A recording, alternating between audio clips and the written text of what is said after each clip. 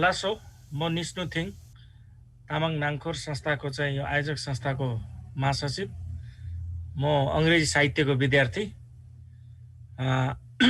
आज हामी 5औं ज्ञान महोत्सवको अन्तिम दिनमा छौँ र अन्तिम दिनको अन्तिम प्यानल डिस्कसनमा पनि छौँ। तसर्थ अत्यन्त यो महत्त्वपूर्ण विषय रहेको कारणले गर्दाखेरि यहाँ सहभागी हुने सबैजनालाई म मर्यादापूर्वक र अनुशासित भएर यो डिस्कसनमा सहभागी भइदिए अझ यो डिस्कसन उपलब्धिमूलक हुनेछ भन्ने लागेको छ। र तामाङ डायस्पोराको बारेमा आज हामी प्यानल छलफल गर्दैछौँ। यो खासमा गत वर्षमा हामीले तामाङ साहित्यको बारेमा छलफल गरेका थियौँ। यसपालि हामीले तामाङ डायस्पोराको बारेमा छलफल गर्दैछौँ। सम्भवतः यो तामाङ डायस्पोराको विषयमा यसरी सार्वजनिक रूपमा यसरी प्यानल छलफल चाहिँ पहिलोपटक हुँदैछ। तसर्थ यहाँहरू सबैको ध्यानाकर्षण गराउँदै म आजको यस प्यानल छलफलमा प्यानलिस्टहरूलाई निम्त्याउन चाहन्छु। प्यानलिस्टहरू हुनुहुन्छ डाक्टर मुनिस तामाङ, उहाँ दिल्ली युनिभर्सिटीबाट हुनुहुन्छ। उहाँलाई यो आजको प्यानल छलफलमा म स्वागत गर्न चाहन्छु। धन्यवाद मुनिस तामाङजी। धन्यवाद हजुर, धन्यवाद। त्यसै गरी यो प्यानलको अर्को प्यानलिस्ट हुनुहुन्छ पेम्पा तामाङजी, उहाँ सिक्किमबाट हुनुहुन्छ। सिक्किम एकाडेमीको पूर्व अध्यक्ष हुनुहुन्छ। पेम्पा तामाङजी, यहाँलाई स्वागत छ।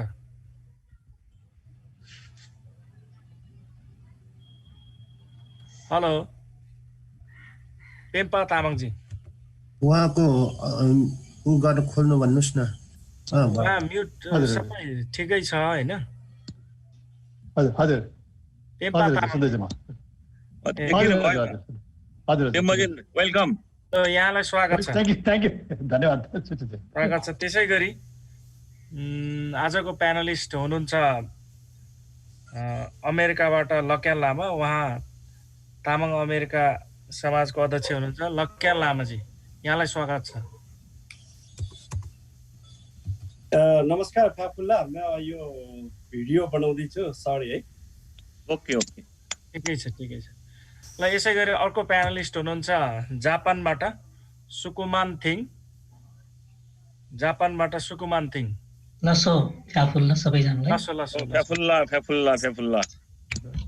र यसै गरी अर्को हुनुहुन्छ प्रबल सोनाम घिसिङ, उहाँ युकेबाट हुनुहुन्छ। उहाँलाई पनि म स्वागत गर्न चाहन्छु।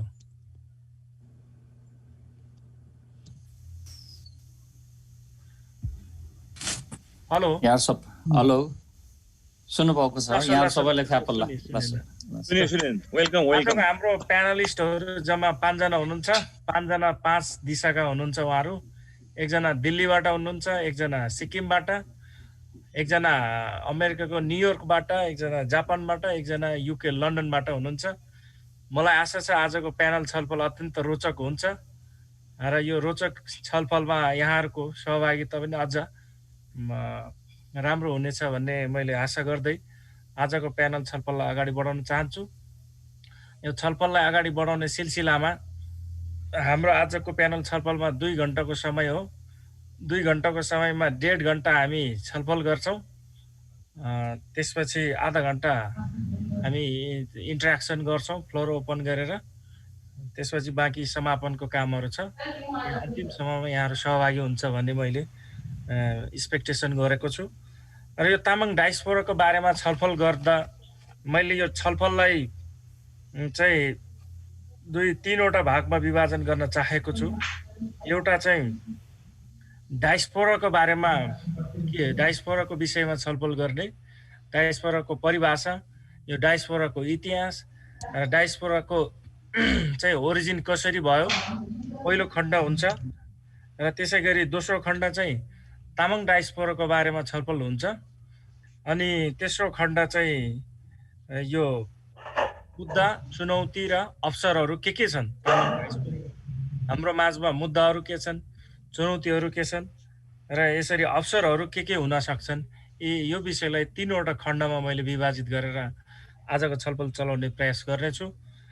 यहाँहरू लाई म पुनः स्वागत गर्दै म संक्षिप्तमा चाहिँ थोरै आफ्नो परिचय सहित तामाङ डायस्पोराको परिभाषाको बारेमा बोलिदिनको लागि म डाक्टर मुनिस तामाङजीलाई अनुरोध गर्न चाहन्छु। धन्यवाद फ्याफुलो लासो सबैलाई। अनि सबैभन्दा पहिले आजको यस प्यानल डिस्कसनमा निम्ताउनु भएकोमा यहाँहरू सबैलाई धेरै धेरै धन्यवाद दिन चाहन्छु। अनि यस 3 दिवसीय तामाङ ज्ञान महोत्सवको आयोजक वर्गलाई अनि यसमा लागि पर्नुभएका सबै साथीहरूलाई म धेरै बधाई दिन चाहन्छु। यति भव्य प्रकारको कार्यक्रमको आयोजन गर्नुभएकोमा धेरै धेरै तपाईँहरूलाई बधाई अनि धेरै धन्यवाद पनि दिन चाहन्छु। जहाँसम्म आजको डिस्कसन छ तामाङ डायस्पोराको, मलाई लाग्छ यो प्यानल पनि बडा इन्ट्रेस्टिङ प्यानल छ र एकदम रिप्रेजेन्टेटिभ प्यानल छ डायस्पोराको। यहाँ हाम्रो निष्णु थिङजीले भन्नुभएको जस्तै संसारको चारै दिशातर्फबाट यहाँले प्यानलिस्टलाई भेला गर्नुभएको छ, जम्मा गर्नुभएको छ। जापान, युके, युएस अनि भारतबाट हामी 2 जना र नेपालका साथीहरू त जोडिएका नै छन्। र यसले साँच्चै तामाङ जातिको डायस्पोराको विस्तारलाई दर्शाउँछ र कति विस्तार भएको छ। पूर्वदेखि लिएर पश्चिमसम्मको दुनियाँमा तपाईँले प्यानलिस्टहरू पाउनु भएको छ। जहाँसम्म डायस्पोराको कुरा छ, हामी जान्दछौँ डायस्पोराको परिभाषा धेरै समयदेखि डेभलप हुँदै गएको छ र डायस्पोरा जो ओरिजिनली बुझिन्थ्यो त्योभन्दा आज अर्कै प्रकारले डायस्पोरालाई बुझिन्छ, अझै वाइडर प्रकारले बुझिन्छ। ओरिजिनली तपाईँ सबैजना जान्नुहुँदैछ कि यहुदीहरू जो विस्थापित भए पहिलो शताब्दीमा अनि उनीहरू विस्थापित भएर छरपष्ट भए, उनीहरूको त्यस जमातलाई डायस्पोरा भनिन्थ्यो। जो एक मूल ठाउँबाट छरपष्टिएर संसारभरि गए उनीहरूलाई डायस्पोरा भनेर सुरुमा डायस्पोरा भन्नाले उहाँले पनि बुझिन्थ्यो, त्यही यहुदी जातिले पनि बुझिन्थ्यो। तर बिस्तारै बिस्तारै हामी डायस्पोराको परिभाषालाई देख्छौँ, एक्सप्यान्ड हुँदै गरेको देख्छौँ र आज डायस्पोरा भन्दा कि यहुदीलाई मात्र हामी बुझ्दैनौँ, तर हामी विभिन्न प्रकारको डायस्पोरा बुझ्छौँ र आज हामी तामाङ डायस्पोराको पनि हामी चर्चा गर्न आएको छौँ। जहाँसम्म डायस्पोराको प्राथमिक जो बुझाइ छ, डायस्पोरामा विस्थापनको कुरा गरिन्छ, एक ठाउँदेखि अर्को ठाउँ विस्थापित भएको र छरपष्टिएको। र प्राय सुरुमा त्यसको बुझाइ चाहिँ एउटा इनभोलन्टरी, आफूले नचाहेको विस्थापन, इनभोलन्टरी डिस्प्लेसमेन्टको रूपमा बुझिन्थ्यो। तर आज हामी देख्छौँ डायस्पोराको परिभाषा परिवर्तित भएको छ। इनभोलन्टरी मात्रै होइन, आज ग्लोबलाइजेसनले गर्दा, आजको इकोनोमिक कन्डिसन्सले गर्दा हामी देख्छौँ धेरै भोलन्टरी माइग्रेसन पनि छ, जसले डायस्पोरालाई धेरै फैलाएको छ। र यसैले डायस्पोरालाई आज डायस्पोरा मात्रै नभनेर यसलाई ट्रान्सनेसनल पनि भन्छ, बहुराष्ट्रिय स्तरमा हाम्रो उपस्थिति पनि भनिन्छ। र आज यही सबै परिवेशमा म तामाङको डायस्पोराको विषयमा केही चर्चा गर्न चाहन्छु। मैले सबभन्दा पहिली त बधाई दिन चाहन्छु। मभन्दा पहिलेको जो पेपर प्रेजेन्टरहरू थियो उहाँको कति पेपरहरू मैले सुने, हिजो पनि सुने, आज पनि सुने।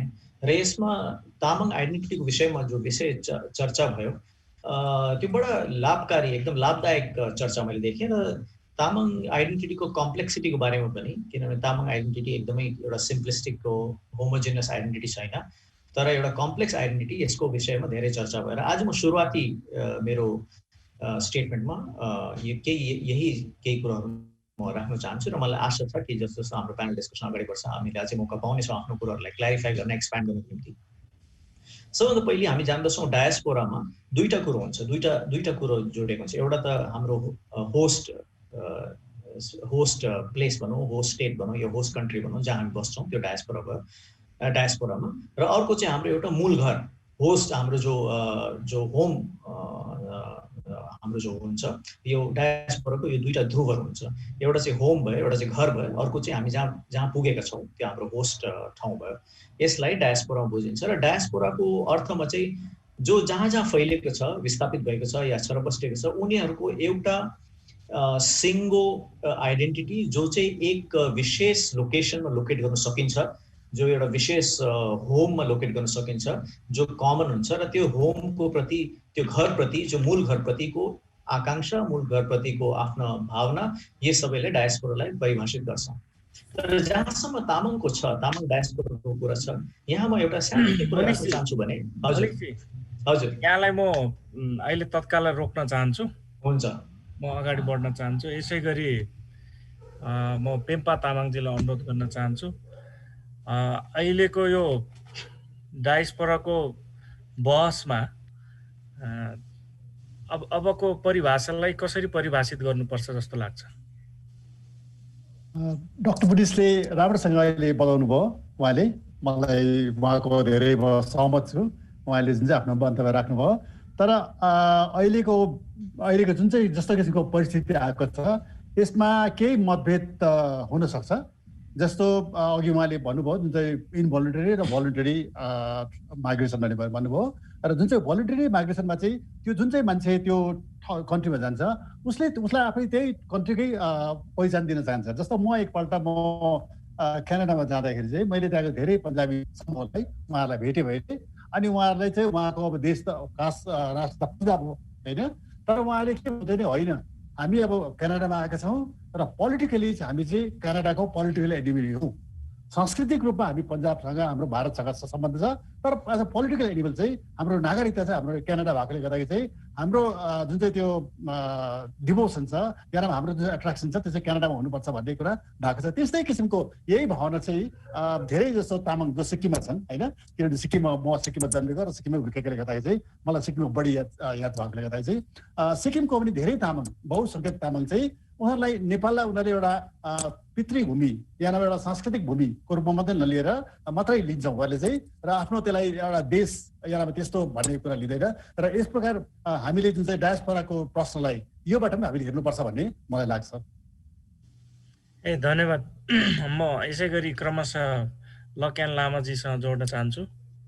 लक्यानजी, हेलो लक्यानजी, सुन्नु भएको छ? हेलो लक्यानजी, हेलो। हजुर लासो फ्याफुला सुनेको छु म, मेरो यो ग्रुपबाट थ्याङ्क यू हाम्रो निष्णुजीलाई। यो 88औं तामाङ पहिचान दिवसको अवसरमा यो कार्यक्रम भइरहेको छ 3 दिने। यो सत्रले एकदमै राम्रो माहौल क्रिएट गरेको छ हाम्रो डायस्पोरालाई। अघि म यहाँ प्यानलिस्टहरू सँगसँगै म पनि सहमत हुन चाहन्छु। डाक्टर मुनिस तामाङ, डाक्टर पेम्बा तामाङ सँगसँगै यो अमेरिकन बसाइको कारणले गर्दा चाहिँ मलाई के लाग्यो भने यो डायस्पोरा भन्ने बित्तिकै अघि डाक्टर मुनिस तामाङसँग 100% सहमति हुँदै यो अमेरिका, युरोप र जुन ठाउँमा चाहिँ स्थायी बसोबास गर्न सकिन्छ र त्यसमा स्थायी बसोबासहरू चाहिँ एकदमै दिन प्रतिदिन बढिरहेको छ, अस्थायी नभएर स्थायी रूपमा। त्यसले गर्दा यो डायस्पोराहरूले चाहिँ हाम्रो ओरिजिन ठाउँहरूलाई पनि बिर्सेर हामी यही ठाउँको डायस्पोरा अथवा यही लोकेसनको अथवा होस्ट कन्ट्री अथवा इमिग्रेन्ट कन्ट्रीलाई नै आफ्नो डायस्पोरा बनाउन चाहिरहेको स्थिति चाहिँ अहिले ज्वलन्त भइरहेको छ र त्यसको विषयमा हामी पछि छलफल गरौँला। मेरो भनाइ यति नै हो। धन्यवाद। यसै गरी जापानबाट जोडिनु भएको सुकुमान थिङलाई पनि संक्षिप्त आफ्नो छोटो परिचय सहित आफ्नो भनाइ राखिदिन अनुरोध गर्छु। म तपाईले बुझेको डायस्पोरा मात्रै के हो? तपाईले बुझेको डायस्पोरा? ल सोफ्याफुल्ला सबैजनालाई। डायस्पोराको अर्थ अब अघि नै हाम्रो डाक्टर मुनिस सरले राम्रोसँग भन्नुभयो। साँचो अर्थमा त त्यो मिनिङ लाग्छ होला, तर अहिले नेपाली सहित हामी तामाङहरू संसारमा सबै ठाउँमा छरिएको हुँदा त्यसलाई कसरी अब डायस्पोरामा लाने भन्ने मैले बुझेको चाहिँ कस्तो हो भने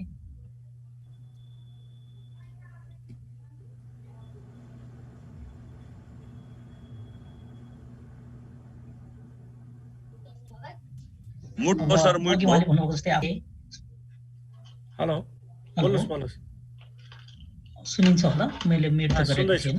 हजुर सुनिरहेछ। Thank you. मैले बुझेको चाहिँ कस्तो भने अहिले डायस्पोरा भन्दाखेरि यति ठुलो उसमा अथवा उसलाई लिने कि नलिने, अघि हाम्रो पेम्बा सरले भन्नुभयो, मुनिस सरले एकदम राम्रोसँग भन्नु। उहाँहरू सिक्किममा हुनुहुन्छ, तामाङ हुनुहुन्छ, तर उहाँहरूको नागरिक इन्डियाको हुनाले उहाँहरू इन्डिया त नेपालले एउटा संस्कृतिको मात्र रूपमा लिएको हुन्छ। तर हामी जापानमा बसेको चाहिँ धेरै जसो अथवा जापान सहित अरू देशमा पनि सबैजना त्यही देशको नागरिक चाहिँ लिइसकेको छैनौँ। त्यसैले हामी गैर आवासीय नेपाली भन्ने चाहिँ धेरै जसले बोलेको, तर डायस्पोरा भन्दाखेरि चाहिँ अलिकति अर्कै डायस्पोरा नै नभएको हो कि भन्ने, त्यही देशको नागरिक नलिएको हुनाले त्यो शब्द चाहिँ प्रयोग नगरेको हो कि भन्ने मैले बुझेको छु। मैले अहिले बुझेको थिएँ त्यो अर्थ लिएको छु। ल धन्यवाद। ल त्यसै गरी म युकेतिर जान चाहन्छु। यहाँ प्रबल सोनाम घिसिङजी, हजुरलाई फ्याफुल्ला यहाँहरू सम्पूर्णलाई तपाईँको डायस्पोरा सम्बन्धी धारणा के छ? मेरो यस डायस्पोरा सम्बन्धी धारणा तात्कालिक रूपमा यो एउटा भोलिन्टरी जस्तो देखिए पनि तर निरन्तर रूपमा अर्थात् यो दीर्घकालीन फ्याक्टरमा चाहिँ यो एउटा हाम्रो राज्यबाटै सञ्चालित भएको एउटा दुर्भाग्य भन्छु म है।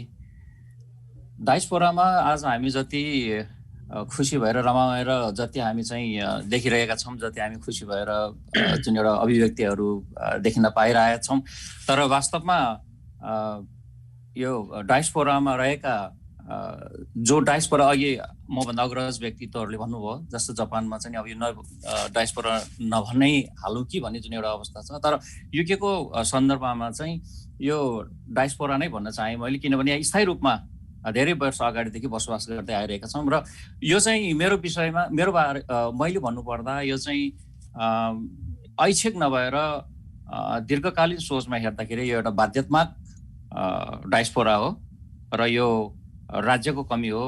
मैले यसरी बुझेको छु यसलाई। तपाईँले बाध्यता भन्नु कसरी बाध्यतामा पारे तपाईँलाई? बाध्यता भन्नाले एउटा बाध्यता कुनै पनि किसिमको हुनसक्छ। एउटा खुसी देखाएर पार्ने बाध्यता, डर देखाएर पार्ने बाध्यता, एउटा कुनै लोभमा प्रलोभनमा पारेर देखाउने बाध्यता, तर कुनै एउटा यस्तो बाध्यता, कुनै पनि एउटा यस्तो कारण जसको कारणले अघि भने जस्तो आफ्नो मूल घरलाई माया गर्दा गर्दै आफ्नो त्यो मूल थलोलाई भावनामा मनमा लिँदा लिँदै पनि यसरी चाहिँ डायस्पोरामा आउनुपर्ने एउटा सायद त्यो एउटा बाध्यता हो र यसरी लिन्छु म। यस्तो हो नि घिसिङजी, भिसा लगाएर जानेहरूलाई त डायस्पोरा भन्न मिल्दैन भन्ने चाहिँ डायस्पोराका साहित्यकारहरूले भन्छन् नि। उहाँहरूले भन्नुहुन्छ, उहाँहरूको आफ्नै बुझाइ छ, तर भोगाएर बुझाइ फरक छ। साहित्यमा अभिव्यक्ति दिने र फिल्ममा गएर बुझ्नेको बुझाइ सायद फरक होला। म उहाँहरूको उसलाई पनि त्यतिकै सम्मान गर्छु उहाँहरूको अभिव्यक्ति, तर यो मेरो आफ्नो नितान्तै व्यक्तिगत बुझाइ हो। ठिकै छ, म अहिले तपाईँतिर फेरि फर्किन चाहन्छु, फर्किन्छु एकछिनमा। मुनिषजीतिर जान्छु। मुनिषजी, हजुर, अब यो डायस्पोरामा मुख्य कुरा चाहिँ अब तपाईँले भने जस्तो अघि भोलिन्टियर इनभोलिन्टियर कुरा, खुसी बेखुसी कुरा, मूल कुरा चाहिँ बेखुसी भएर मान्छेहरू आफ्नो पुर्खौली थलोबाट विस्थापित हुनुपर्ने हुन्छ।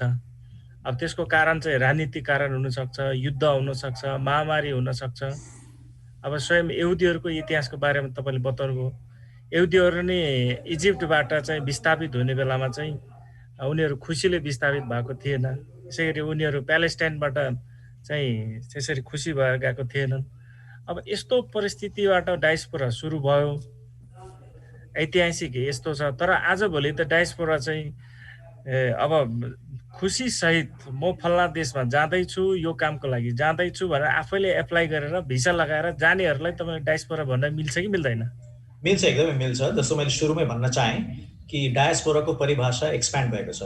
मैले भन्नु खोजेको चाहिँ केवल इनभोलिन्टरी जानेहरू मात्रै डायस्पोरा हो भन्नु खोजेको होइन। मैले भनेको जब सुरुवाती जो परिभाषा थियो डायस्पोराको, र खास गरी डायस्पोरालाई यहुदी जातिसँग जोडिएर जो भनिन्थ्यो, त यहुदी जातिको विस्थापना हामी देख्छौँ इनभोलिन्टरी थियो र एकदम शोषणसँग पनि त्यो जडित थियो।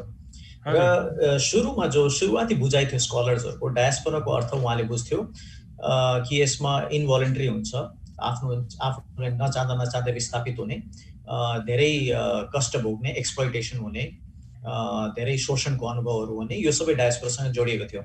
तर आज मैले जस्तो सुरुमा आफ्नो सुरुवाती कमेन्टमा भने, आज ग्लोबलाइजेसनको युगमा र जुन प्रकारको इकोनोमी छ र मार्केट इकोनोमी जुन प्रकारले चल्दैछ, यसको युगमा हामी जान्दछौँ कि धेरै भोलिन्टरी माइग्रेसन पनि छ र मानिसहरूले तपाईँले भनेको जस्तो भिजा लगाएर जाने मात्रै होइन, त्यहाँ गएर पर्मानेन्ट रेजिडेन्स पाउने र सिटिजनसिप पाउने कुराहरू पनि छ र त्यो सबैलाई नै आज डायस्पोराको रूपमा मानिन्छ, त्यसमा नमानिने कुरा छैन।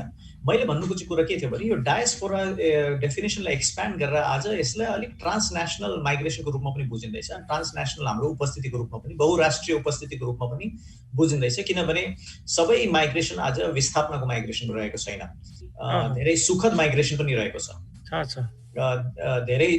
धेरैजनाहरूको फर्स्ट वर्ल्डमा जानुको तात्पर्य पनि सुखद अनुभवतिर जाने र जस्तो यहाँ एकजना प्यानलिस्ट साथीले भन्नुभयो राज्यद्वारा त्यो प्रकारको उपभोग गर्ने परिस्थिति नहुनु कारणले राज्य जुन राज्यको आफ्नो होम हो त्यहाँ चाहिँ त्यो प्रकारको परिस्थिति नहुँदाले कतिजनाले भोलिन्टरीली फर्स्ट वर्ल्डतिर पनि माइग्रेट गर्छन्। ती सबै माइग्रेसनको लाई डायस्पोरामा निश्चय नै परिभाषित गर्न सकिन्छ। आज हामी जान्दछौँ दुनियाँमा सबभन्दा ठुलो जो माइग्रेसन छ, सबभन्दा ठुलो जो डायस्पोरा छ त्यो इन्डियन डायस्पोरा हो र इन्डियन डायस्पोरामा हामी देख्छौँ जो जति इन्डियन डायस्पोरा छ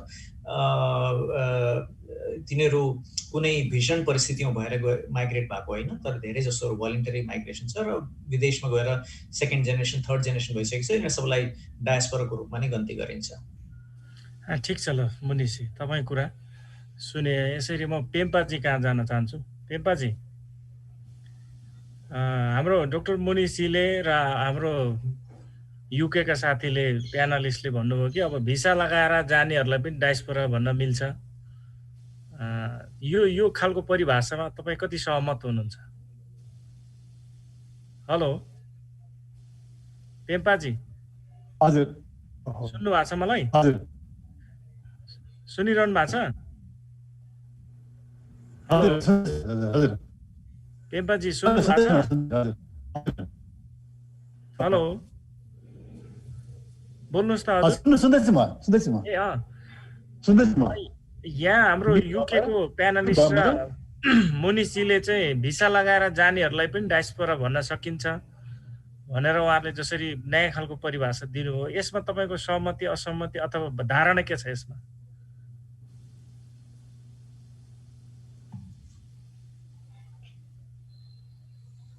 तपाईँको नेट अलि विक छ।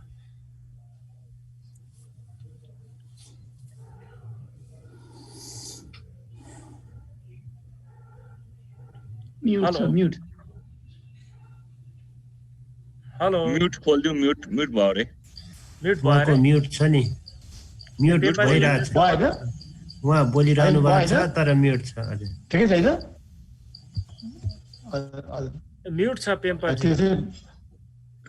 ठिकै छ, अनै छ हैन? ए सिन्जालीजी, सिन्जालीजी पेम्पाजीलाई उ गर्नुहोस् त। हजुर हजुर भन्नुहोस् त। अनम्युट गर्नु नि पेम्पाजीलाई। त्यसरी अनम्युट गर्न मिल्दैन, उतैबाट गर्नुपर्छ। अनि ऊ पनि गर्नुहोस्, उहाँको भिडियो पनि अनम्युट गर्नुहोस्। हजुर त्यसरी चाहिँ मिल्दैन। यताबाट रिक्वेस्टबाट पठाउन मिल्छ हैन? उतैबाट गर्नुपर्छ। हेलो हेलो सुन्नु भएको छ? हजुरको आवाज अलिक सुनिएन। हजुर हजुर हजुर भन्नुहोस् त। हजुर सुन्नु भएन चाहिँ? सुने सुन्नुहुँदैछ? सुन्दैछु। हजुर हजुर हजुर म साहित्यको तर्फबाट हजुर सुन्नु भयो। म साहित्यको तर्फबाट भन्न चाहन्छु। म चाहिँ किनभने भारतीयमा नेपालको साहित्य जुन चाहिँ नेपाली साहित्यमा चाहिँ के हुन्छ भने धेरैले जो पनि बाहिर नेपालबाट बाहिर गएकोलाई उहाँहरूले चाहिँ डायस्पोरिक लिटरेचर भन्नुहुन्छ भने चाहिँ होइन, त्यसो भन्नुहुन्छ। तर जो भारतमा निस्किने साहित्य छ उहाँले चाहिँ भन्छ हामीले लेखेका साहित्य चाहिँ डायस्पोरिक साहित्य होइन भनेर उहाँले जवाब दिनुहुन्छ। सुन्नुहुँदैछ होइन?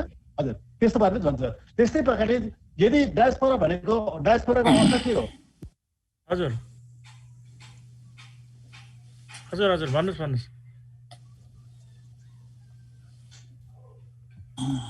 पेम्पाजी हेलो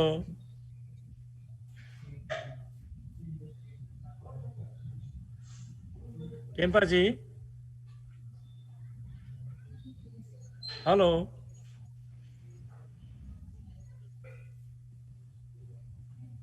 अहिले म पेम्पाजीबाट अगाडि बढ्न चाहन्छु। उहाँ फेरि फर्केपछि उहाँसित संवाद गरौँला। लक्यानजी।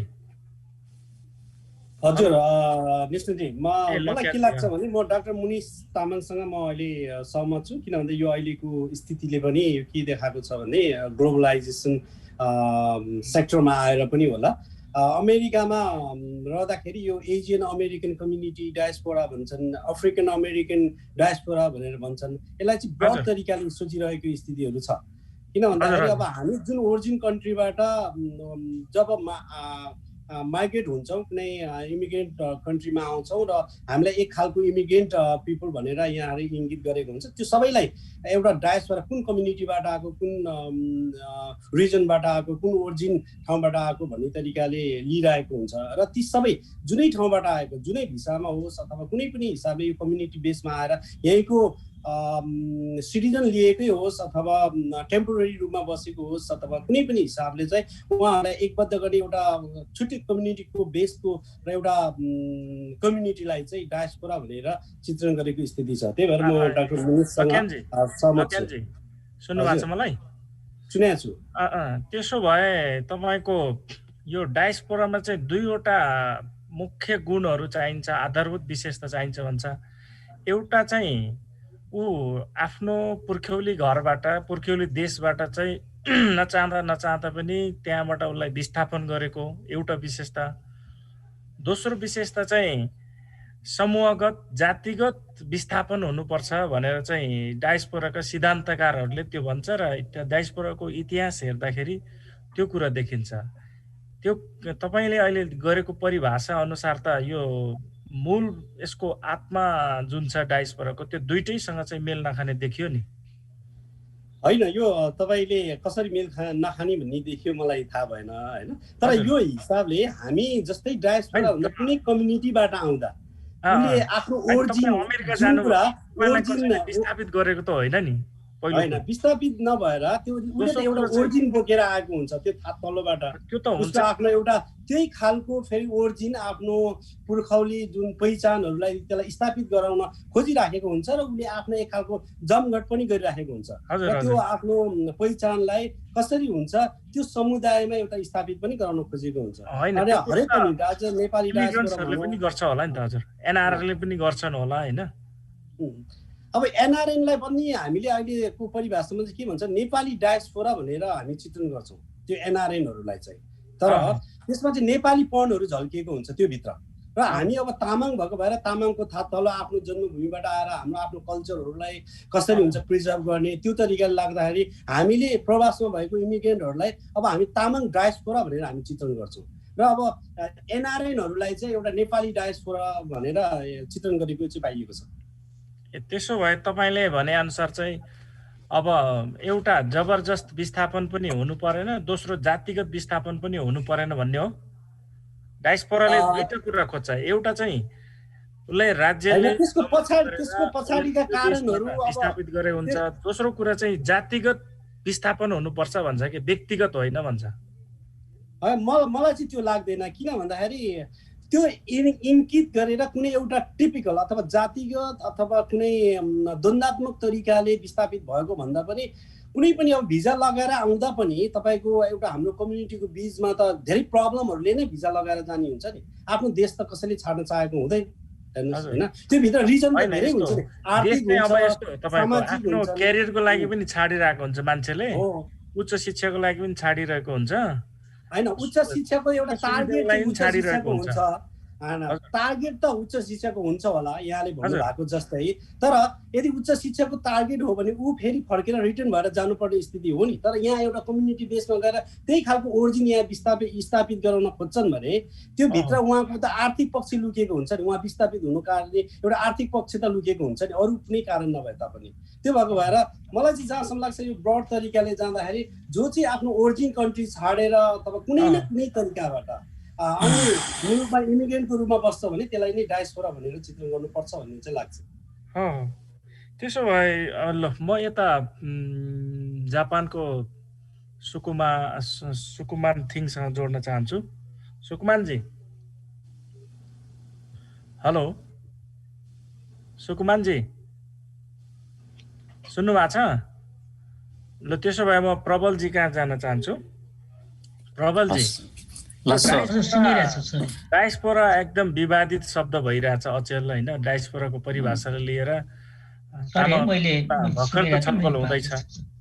हजुर हजुर, तपाईँसँग म एकछिनपछि आउँछु। अब प्रबलजी कहाँ गइसके, यसैले तामाङहरू त भर्खर छलफल भइरहेछ, अरूमा त धेरै विवाद छ। त्यसो भए यो जबरजस्त विस्थापन र सामूहिक विस्थापनलाई तपाईँहरूले मान्नुहुन्न डायस्पोराको परिभाषालाई।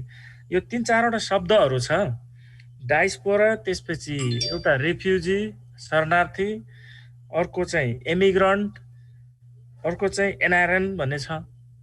अनि यिनीहरूको बिचको भिन्नता चाहिँ के हो? सबै एउटै हो त? यो एकदमै गकिलो क्वेसनहरू गर्नुभयो होइन। म चाहिँ एउटा भोगी भनौँ न, मेरो एक्सपिरियन्सको आधारमा म केही कुराहरू गर्न चाहन्छु। तर यसलाई कसरी विस्थापित हुने क्रमलाई कसरी विश्लेषण गरिएको छ, यसलाई कसरी क्लासिफाइड गरिएको छ त्यो आफ्नो ठाउँमा होला होइन। अब अघि हाम्रो अमेरिकाको मित्रहरूले भन्नुभएको जस्तो, मेरो साथीले भन्नुभएको जस्तै यो एनआरएनए र डायस्पोरा भन्नेमा पक्कै पनि फरक छ। एनआरएनए भन्नाले अब सम्पूर्ण नेपालीहरू होइन चाहिँ पर्यो। त्यस्तै गरेर डायस्पोरा भन्नाले गैर आवासीय नेपाली एउटा जातीय रूपमा सुनिराख्नु भएको छ। एउटा मेरो प्रसङ्गमा मैले भन्नुपर्दा अघि अमेरिकाबाट हाम्रो अग्रज साथीले भन्नुभयो, त्यसको पछाडि धेरै मूल कारणहरू हुन्छन्, अवश्य छन्। मेरो पनि छ। म युकेमा त्यतिकै यहाँ टुरिस्ट बन्न भनेर आएको चाहिँ पक्कै पनि होइन है। किनभने मैले टु बी फ्र्याङ्क भन्नुपर्छ आज यो उसमा चाहिँ यहाँ आउँदा मैले अघि नै भने नि तपाईँ आफ्नो राम्रो क्यारियर लागि जानुभयो होला नि। हजुर हो। हाम्रो यही गलत बुझाइले आज हामी विस्थापित भइरहेछौँ डायस्पोराको नाममा, एनआरएनको नाममा। अब यहाँ भन्नुहोस् होइन, कुनै पनि शब्दले यसलाई सम्बोधन गर्नुहोस्, तर हामी आखिर भएका नै त्यही छौँ। किनभने त्यो बेलामा यहाँहरूले मसँग 2 मिनट टाइम दिनुहोस्, म एउटा उदाहरण भन्छु। सँगै पढेको मेरो साथी, उसको नाम कृष्ण गोपाल श्रेष्ठ है, सँगै पढेको गाउँमा। ऊ साथी काठमाडौँतिर आएर पढिरहेको थियो। हामीले पनि निमावि पढिसकेपछि काठमाडौँमा आयौँ। ऊ साथी चाहिँ अलिकति पढ्नुपर्छ है भन्ने खालका थिए, हामी चाहिँ कमाउनु पर्छ है भन्ने खालको। उसका घर परिवारले चाहिँ पढ्नुपर्छ त भन्थे, हाम्रो घर परिवारले चाहिँ अब पढेर के हुन्छ, पैसा कमाउनु पर्छ भन्थे होइन।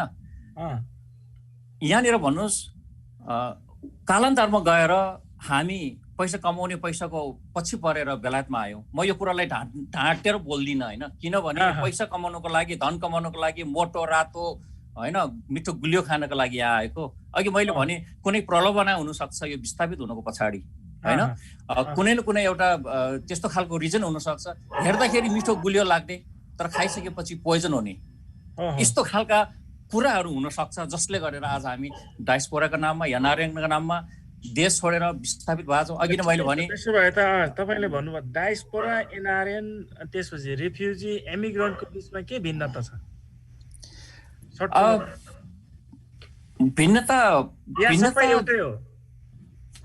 मलाई लाग्छ यो सबै एउटा नै हो, तर पनि आफ्नो भोगाई डायस्पोराको जुन एउटा ऊ छ, म यसलाई चाहिँ एउटा सेम उसमै लिन्छु है, एउटा सेम फ्याक्टरमै लिन्छु यो कुरालाई। मान्छेले विभिन्न किसिमको अभिव्यक्तिहरूले सम्बोधन गर्न सकिएला, तर एन्ड अफ द डे यसको गएर हुने एउटा त्यो तार्किक तत्त्व चाहिँ म एउटै हो भनेर भन्छु।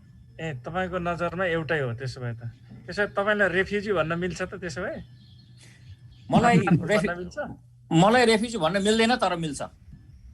के हो यो? मैले स्पष्ट के भन्नुपर्छ भने जब मैले मेरो आफ्नो जन्मथलो, मेरो आफ्नो देश, सम्पूर्ण कुरा त्यागेर म विदेशमा आएको छु होइन। म रेफ्युजी मेरो खुसीले पनि भएको छु वा कुनै कारणले रेफ्युजी भएको छु, तर रेफ्युजी त म रेफ्युजी हो। मैले फिल्म बनाएको छु, मैले 4वटा फिल्म बनाएको छु युकेमा। किनभने म चाहिँ अघि एकजना मित्रले भन्नुभएको थियो साहित्यको कुरा गर्दाखेरि मलाई अलिकति झन्कार छुट्छ मेरो मनमा, किनभने म त्यो विधाबाट मैले आफूलाई अभिव्यक्त गर्न कोसिस गरेको छु। मेरो 3rd फिल्म मैले बनाएको थिएँ युटर्न भनेर है। म युटर्न फिल्म बनाउँदा म यहाँ 25 वर्ष मैले बिताइसकेको थिएँ। तपाईँ जहाँ होस्, मन जहिले पनि त्यही ठाउँमा हुन्छ। मासु भात खाए पनि गुन्द्रुकको सम्झना आइरहेको छ, किन होइन? तपाईँ यस्तो अवस्थामा तपाईँ के यहाँको बेलायतको किङ भन्नुहुन्छ कि तपाईँ रेफ्युजी जस्तो ठान्नुहुन्छ? हेर्दाखेरि मोटो घाटो राम्रो भए पनि बुझाएर भोगाइले के बनाउँछ? रेफ्युजी बनाउँछ। यदि अर्को शब्द छ भने त्यो भन्दा पनि तल्लो जातको बनाउँछ तर बाध्य छ। भगाइहरूको विषयमा अहिले फेरि तपसिलमा गफ गरौँला। पेम्पाजी फेरि जोडिनु भयो। पेम्पाजी हजुर हेलो पेम्पाजी सुन्नु भएको छ? हजुर सुन्दैछु म सुन्दैछु हजुर। यहाँ चाहिँ डायस्पोराको परिभाषाकै विषयमा चाहिँ गोलमाल होला जस्तो भइरहेछ होइन। यहाँ हजुर हजुर डायस्पोरामा चाहिँ दुईवटा विशेषता चाहिँ आधारभूत हो भन्छन् सिद्धान्तकारहरूले। एउटा चाहिँ जबरजस्ती विस्थापन, दोस्रो चाहिँ जातिगत वा समूहगत। अहिले उहाँहरूले भने अनुसार चाहिँ एउटा समूहगत पनि विस्थापन भएन, दोस्रो चाहिँ तपाईँको जबरजस्ती पनि भएन। यस्तो अवस्थामा डायस्पोरालाई कसरी म्यानेज गर्न सकिन्छ अब यो विवाद?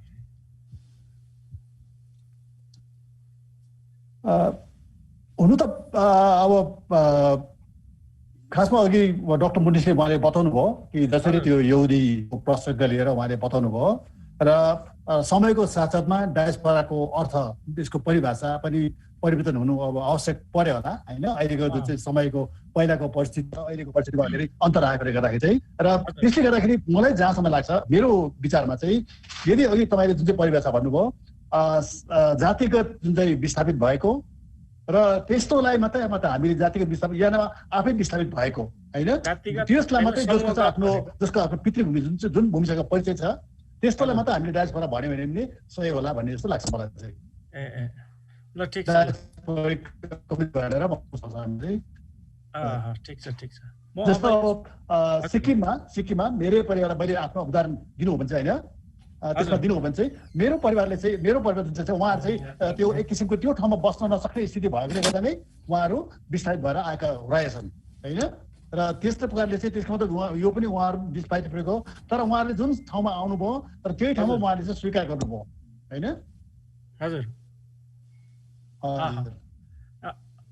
हजुर हजुर हजुर। त्यसले गर्दाखेरि चाहिँ उहाँहरू अहिले चाहिँ हजुर सांस्कृतिक परिचय मात्रै नेपालसित रह्यो तर आफ्नो राष्ट्रिय परिचय भनौँ होइन जुन चाहिँ जहाँको नागरिकताको प्रश्न छ त्यो चाहिँ उहाँहरूको यतैतिरको भयो भन्ने कुरा हो।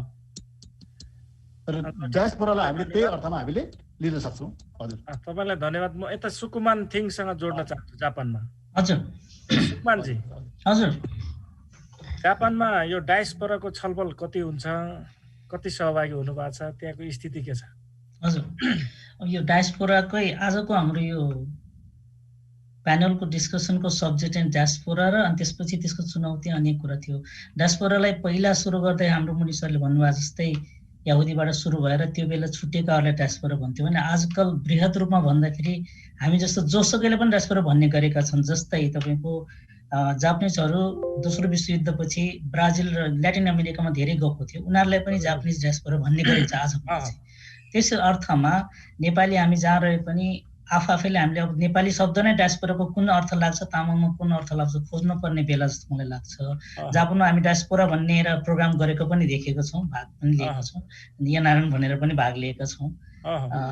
एउटै अब त्यसको अर्थ पुरै त्यसैमा लाग्ने पहिला मान्छेले जस्तो लेखेको थियो त्यही अनुसारकै खोज्दै जाने हो भने सायद हामी त्यो डायस्पोरामा पर्दैन होला। मेरो बुझाइ पुरानो जुन परिभाषा छ त्यसैमा जाने हो भने हामी त्यसमा पर्दैन होला। तर आजभोलि बृहतले जसरी मान्छेहरूले अनेक किसिमले आफैले बुझ्ने हिसाबले चाइनिजहरूको पनि त्यस्तै डायस्पोरा बनेको छन्, जापानिजहरूको बनेको छ भने नेपालीको पनि तामाङको डायस्पोरा बन्यो होला अथवा त्यो बन्दै जाने होला भन्ने हिसाबले जाने हो भने सबैलाई डायस्पोरामा राख्दा केही समस्या होला जस्तो मलाई लाग्छ। डायस्पोराको छलफल हुन्छ। हजुर ल म अब मुनिसजीसँग जोड्न चाहन्छु। डाक्टर मुनिसजी हजुर यो डायस्पोराको विषयमा छलफल गरिरहँदाखेरि इजरायल नेसनको रूपमा गठन भइसकेपछि 1948 मा डायस्पोराको सान्दर्भिकता नै सक्यो भन्ने एक खालको तर्कहरू छन्। यसमा के भन्नुहुन्छ तपाईँ? अनि मलाई लाग्छ कि हामीले धेरै समय खर्च गर्यौँ यो प्यानलमा डायस्पोराको परिभाषालाई स्थापित गर्नमा, जबकि यो अलरेडी एउटा स्थापित कन्सेप्ट हो डायस्पोराको। र यहाँ मैले आफ्नो मत मेरो विचारमा चाहिँ डायस्पोरा यो हो भनिरहनु पर्दैन किनभने स्कलर्सहरूले यसलाई अलरेडी डिफाइन गरिसकेको छ। र यसमा डेफिनेटिभ स्कलरसिप छ, यसमा अध्ययन भइसकेको छ। र डायस्पोरा भनेको के हो त्यो कुरो एकदमै परिभाषित छ, स्थापित छ। र त्यसैले गर्दा त्यो स्थापित परिभाषा लिएर मलाई लाग्दैन कि हामीले यो प्यानलको सीमित समयमा हामीले त्यसलाई केही जस्टिस गर्न सक्छौँ जस्तो त मलाई लाग्दैन। त्यसको नयाँ परिभाषा निकाल्न सक्दैन हामीले। तर दुई चार वाक्यमा म किनभने अहिले धेरै विस्तारमा चर्चा भयो, 2-4 वाक्यमा डायस्पोरा भनेको चाहिँ के हो त्यो आजको दिनमा स्कलर्सहरुमा के बुझाइ छ र मैले पनि यसलाई कसरी बुझेको छु 2-4 वाक्यमा राख्न चाहन्छु। पहिलो कुरो, डायस्पोरा भनेको चाहिँ एउटा समूह हो। त्यो समूह जो चाहिँ आफ्नो घरदेखि बाहिर अरू कुनै ठाउँमा बसेको छ, विस्थापित भएर बसेको छ। र विस्थापित हुने कारण केही पनि हुन सक्छ, चाहे त्यो शोषणको कारणले होस्, चाहे कुनै आपदाको कारणले होस्, या डिस्प्लेसमेन्टको कारणले होस्, या पर्सिक्युसनको कारणले होस्, या प्रोफेसनल रिजनले गर्दा अर्को देशमा गएर बस्ने एउटा समूह। चाहे त्यो समूह फेरि सामूहिक रूपमा माइग्रेसन पनि भएको हुन सक्छ, व्यक्तिगत रूपमा गएर माइग्रेसन भएर त्यहाँ एउटा समूहसँग जोडिएको पनि हुन सक्छ। र जरुरी छैन कि एउटा समूहको रूपमै विस्थापित हुनुपर्ने भन्ने जरुरी छैन। तर यहाँबाट एक्लै गएर त्यहाँ एउटा सामूहिक भावना भएको एउटा ग्रुप, एउटा समूह, हामी सबैजना एक हौं भन्ने एउटा एकताको एउटा कनेक्टेडनेस त्यो एउटा हुनु पर्यो, ग्रुप हुनु पर्यो। दोस्रो कुरो जस्तो मैले भने कुनै पनि परिस्थितिको कारणले बाहिर गएको हुन सक्छ, जस्तो तपाईले भन्नुभयो रिफ्युजीलाई डायस्पोरा भन्न मिल्छ कि भिजा लगाएर जानेलाई मिल्छ। ती सबै अलग अलग क्याटेगोरी भए तापनि यदि त्यहाँ गएर एउटा समूहसँग जोडिएर त्यो समूहमा चाहिँ एकता चाहिँ के हुन्छ, एक सूत्र, एक समानता चाहिँ के हुन्छ भने उनीहरूलाई आफ्नो घरसँगको एउटा कुनै कल्चरल एफिनिटी हुन्छ, कल्चरल एउटा एउटा बिलोङ्गिङनेसको भावना हुन्छ आफ्नो घरसँग, आफ्नो जो मूल छोडेर आएको छ। चाहे त्यो एनआरएन तपाईँले भन्नुहोस्, उनीहरूलाई नन रेजिडेन्ट देशका भन्नु आफैलाई, या डायस्पोरा या कुनै पनि परिभाषा भनौँ, यदि उनीहरू चाहिँ ब्रडली डायस्पोराको क्याटेगोरीमा सबैजना आउँछन् जसले एउटा सामूहिक भावनामा आफैलाई एउटा कमन थ्रेड पाउँछ। र त्यो कमन थ्रेड चाहिँ हो आफ्नो मूल घरसँग, आफ्नो मातृभूमिसँगको एउटा भावनात्मक लगन, भावनात्मक एउटा बन्डिङ र एउटा कल्चरल, हामी त्यो ठाउँको हौं र त्यहाँको हामी सबैमा एउटा एकता छ भन्ने त्यो अनुभव जसले शेयर गर्छ ती सबै डायस्पोरामा आउँछ, विभिन्न परिस्थितिबाट आए तापनि। यो एउटा स्थापित एउटा परिभाषा हो र मलाई लाग्दैन यस विषयमा हामीले धेरै चर्चा गरेर आजको प्यानलमा केही हामी नयाँ उपलब्धि गर्न सक्छौँ जस्तो मलाई लाग्दैन। अर्को एउटा मेरो अस्ति 2-3 दिन अगाडि हाम्रो अभि सुवेदी सरसँग कुरा भएको थियो। हजुर। उहाँलाई एकजना मान्छे कोही विदेश गए 25 दिनको लागि, 1 महिनाको लागि, फर्केर आएपछि उनले किताब लेखे रे। अनि किताब लेखेर सर यो मेरो डायस्पोरा सम्बन्धी किताब हो भन्नुभयो अरे। त्यसपछि अनि तिमी कहिले गयो त? म 1 महिनाको लागि घुम्न गएको थिएँ, त्यही घुम्ने सिलसिलामा मैले लेखेको, यसैले यो डायस्पोरा लिटरेचर हो भनेर किताब दिनुभयो। म दङ परेँ, कहाँ पुगेछ डायस्पोरा भनेर भन्नुभएको थियो। देश छोडेर जानेहरू सबैलाई डायस्पोरा भन्न मिल्छ त? त्यो त तपाईले जान्नुहुँदैछ, यो त अब एकदमै खेलवाड भयो परिभाषासँग र यसलाई यस प्यानलमा सिरियसली लिनुपर्ने कुनै आवश्यकता छ जस्तो मलाई लाग्दैन। हामी बुझ्छौँ जब परदेश लागेको भनेको के हो, त्यो टुरिस्ट गएर या 2 महिना या 4 महिना या 1 साल या 2 सालमा फर्किने त्यो प्रकारको हाम्रो परिभाषा भनेको होइन। उनीहरू अर्को देशमा छन् तर आफ्नो मातृ देशसँग अझै पनि आफ्नो परिचयलाई उनीहरूले स्थापित गर्न चाहन्छ र आफ्नो परिचय चाहिँ मातृभाषासँग, आफ्नो मातृ देशसँग जोड्छन् र त्यही जो लङ्गिङ छ, बिलोङ्गिङनेस छ, त्यसको कारणले त्यो कमन थ्रेडले गर्दा जहाँ बसे तापनि एउटा समूहको रूपमा आफूलाई पाउँछन् भने उनीहरू डायस्पोरा हो, जुनै परिस्थितिमा उहाँहरू गए तापनि। यो डायस्पोराको परिभाषा हो। एउटा जस्तो मैले सुरुमै भने आज कि डायस्पोराको पहिले एउटा एकदमै लिमिटेड डेफिनेसन थियो कि विस्थापित भएको, बडा दुःखद परिस्थितिमा विस्थापित भएकोहरूलाई मात्रै, सामूहिक विस्थापित भएकोलाई मात्रै डायस्पोरा भनिन्थ्यो। तर मैले सुरुमै भने आज डायस्पोराको डेफिनेसनलाई धेरै एक्सप्यान्ड गरिएको छ र धेरै व्यापक भएको छ डेफिनेसन। र यसैले गर्दा हामी यो डेफिनेसनको सिलसिलामा परिरहनु, एउटा स्थापित कुरोलाई फेरि पनि स्थापना गर्ने प्रयास गर्नु सायद आजको प्यानलको भाषाहरूमा पुनर्प्रश्नहरू त उठिरहन्छ नि हजुर। होइन, त्यो त प्रश्नहरू उठ्छ, त्यसलाई हामी इभ्यालुएट गर्न सक्छौँ। तर बेसिक डेफिनेसन्सहरूलाई हामी फेरि आज यस प्यानलले, मलाई लाग्दैन प्यानलको स्कोपमा लिमिटेड टाइम छ हाम्रोमा, त्यसले गर्दा यस प्यानलमा त्यति अहिले मलाई लाग्दैन त्यो स्कोप छ कि हामी जो स्थापित गर्छौँ। त्यसो भए तपाईँ यो 30 दिनको अथवा 6 महिनाको टुरिस्ट भिसामा गएर लेखेको साहित्यलाई पनि डायस्पोरा मान्नुहुन्न, फेरि देश छोडेर जानेहरू सबैलाई डायस्पोरा भन्नुहुन्छ। त्यसको निश्चित समयरेखा न्यूनतम के मान्न सकिन्छ? यति समयरेखा पार गरेको, देश छोडेको मान्छेलाई डायस्पोरा भन्न सकिन्छ, त्यो मान्छेले लेखेको साहित्यलाई डायस्पोरा भन्न सकिन्छ, त्यसको निश्चित केही मापदण्ड अथवा न्यूनतम समय जसले साधारण भाषामा भनौँ भने जसले आफ्नो बसाइ सरेको छ, हजुर, आफ्नो मातृभूमिलाई छोडेर जुनै पनि परिस्थितिमा बसाइ सरेको छ। अब टुरिस्टले त बसाइ सरेको हुँदैन, उतै क्षणिक समयको लागि गएको हुन्छ, र जसमा त्यो भावना हुन्छ कि म चाहिँ यहाँ आफ्नो देशबाट निस्किसकेको छु, अर्को ठाउँमा गएको छु, उनीहरूलाई चाहिँ हामी डायस्पोराको परिभाषामा ल्याउन सक्छौँ, टुरिस्टलाई ल्याउन सक्दैनौँ। भनेपछि बसाइ सराई चाहिँ प्रमुख कुरा भयो। बसाइ सराई हुनु पर्यो। तपाईँको दुईटा, मैले जस्तो सुरुमै भने डायस्पोराको दुईटा ध्रुव हुनु जरुरी छ। एउटा तपाईँको घर र एउटा तपाईँ जहाँ जानुभएको छ, तपाईँको होस्ट कन्ट्री र तपाईँको होम, यो दुईटा ध्रुव बिना चाहिँ डायस्पोराको डेफिनेसन हुँदैन। ल धन्यवाद तपाईँलाई। अब म पेम्पाजी कहाँ जान चाहन्छु। पेम्पाजी, हजुर भन्नुहोस्। हजुर, अब हामी डायस्पोरामा निकै छलफल गर्यौँ परिभाषामा, होइन, यो विषयमा अझै पनि छलफल चल्ला। तर यो अब तामाङ डायस्पोरा चाहिँ कसरी परिभाषित गर्ने त? त्यो ठुलो डायस्पोरा जुन चाहिँ परिभाषा छ त्यो भित्रै नै हामीले लिन सक्छौँ। अघि डाक्टर बुद्धिस्टले उहाँले राम्रो भन्नुभयो, जुन चाहिँ आफ्नो बासै सरेर अर्को ठाउँ गएकोलाई चाहिँ हामीले डायस्पोरिक भन्न सक्छौँ। जस्तो भारतमा एउटा के गर्छ भने चाहिँ एउटा यो एनआरआई को मिटिङ हुन्छ, यिनीहरू ठुलो मिटिङ हुन्छ, यिनीहरूको विभिन्न धर्मको विषयमा पनि अनि त्यो व्यापारको विषयमा पनि ठुलो मिटिङ हुन्छ। यसमा लाखौँ प्रतिनिधिहरू आउँछन्। उनीहरूले एक किसिमले उनीहरूलाई त्यो एनआरआई जुन चाहिँ उनीहरूले एनआरआई भन्छ, नेपालमा एनआरएन भन्ने चाहिँ उहाँ एनआरआई भन्छ, तिनीहरूलाई उनीहरूले एक किसिम कहिले उनीहरूले के भन्छ भने उनीहरूलाई पनि डायस्पोरा भनेर भन्छ। उनीहरूले त्यो डायस्पोरिक मिटिङ भनेर भनेको मैले धेरैपल्ट रिपोर्टतिर सुनेको। हाम्रो पनि जहाँसम्म त्यो तामाङ कम्युनिटी जो चाहिँ अब नेपालबाट बाहिरतिर गए, होइन, धेरै ठाउँमा संसारका विभिन्न ठाउँमा गएका छन्, भारतमा पनि धेरै छन्, र उहाँहरूलाई पनि एक किसिमले त्यही किसिमले, किनकि उहाँको बासै सरल गएको होइन, र उहाँहरूको हतपत आफ्नो पितृभूमि जो नेपाल छ त्यहाँ फर्केर जाने उहाँहरूको खासै उहाँहरूले आफ्नो प्रयास यहाँ गरेका छैनन् भने त्यो जम्मै कम्युनिटीलाई हामीले एक किसिमले त्यो परिभाषालाई यदि त्यसलाई बढाएर त्यो परिभाषाको परिधिलाई बढाएर हेऱ्यो भने चाहिँ त्यो जम्मै तामाङलाई पनि एक किसिमले हामीले एउटा सजिलोको लागि, हाम्रो सहजताको लागि र एउटै त्यो जातिगत परिचयको लागि चाहिँ हामीले चाहिँ उहाँहरूलाई सबैलाई डायस्पोरिक भनेर भन्यो भने मलाई खासै त्यसमा आपत्ति हुन्छ जस्तो भन्ने चाहिँ लाग्दैन। तर जहाँसम्म त्यो राष्ट्रियताको प्रश्न जुन चाहिँ छ त्यो चाहिँ त्यसबाट हट्नु पर्यो, होइन।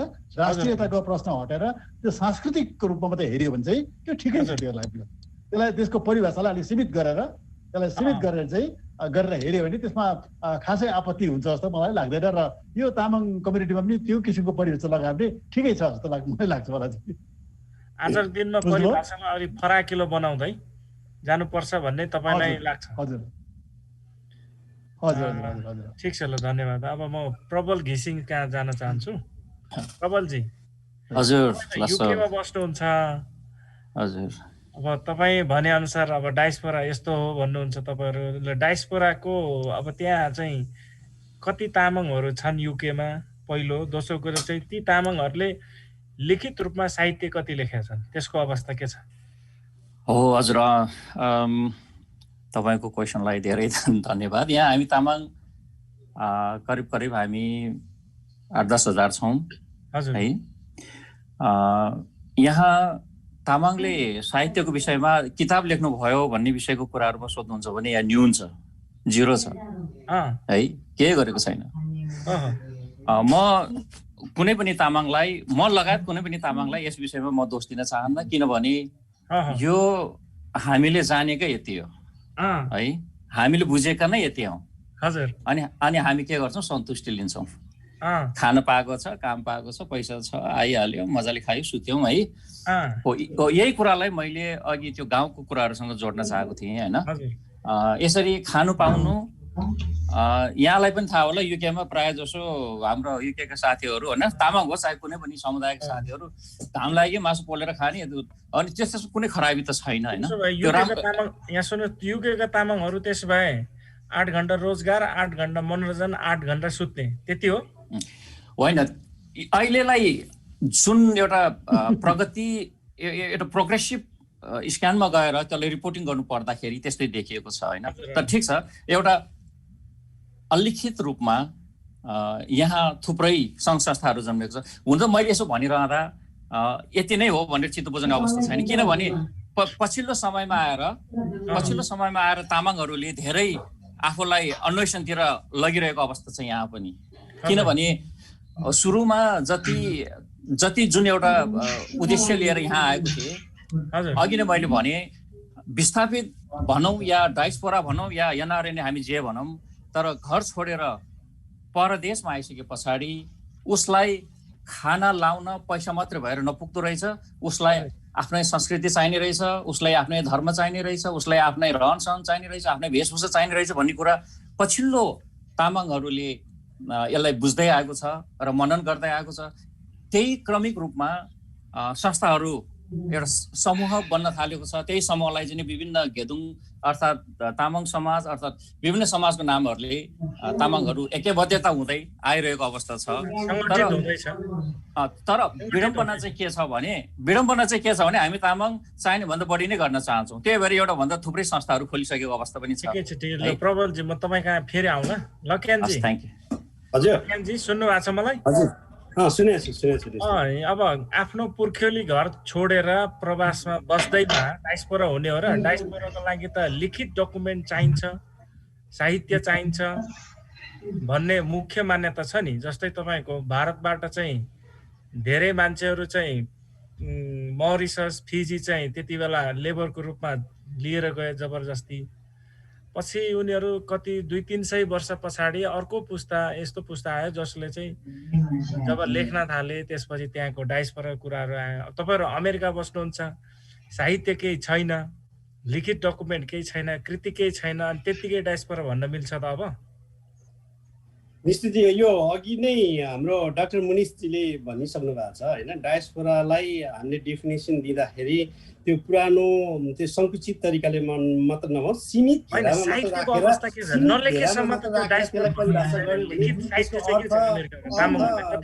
हुन्छ र त्यसको कम्युनिटीबाट दिने सन्देशहरू पनि फरक हुन्छ भन्ने मलाई लागेको छ।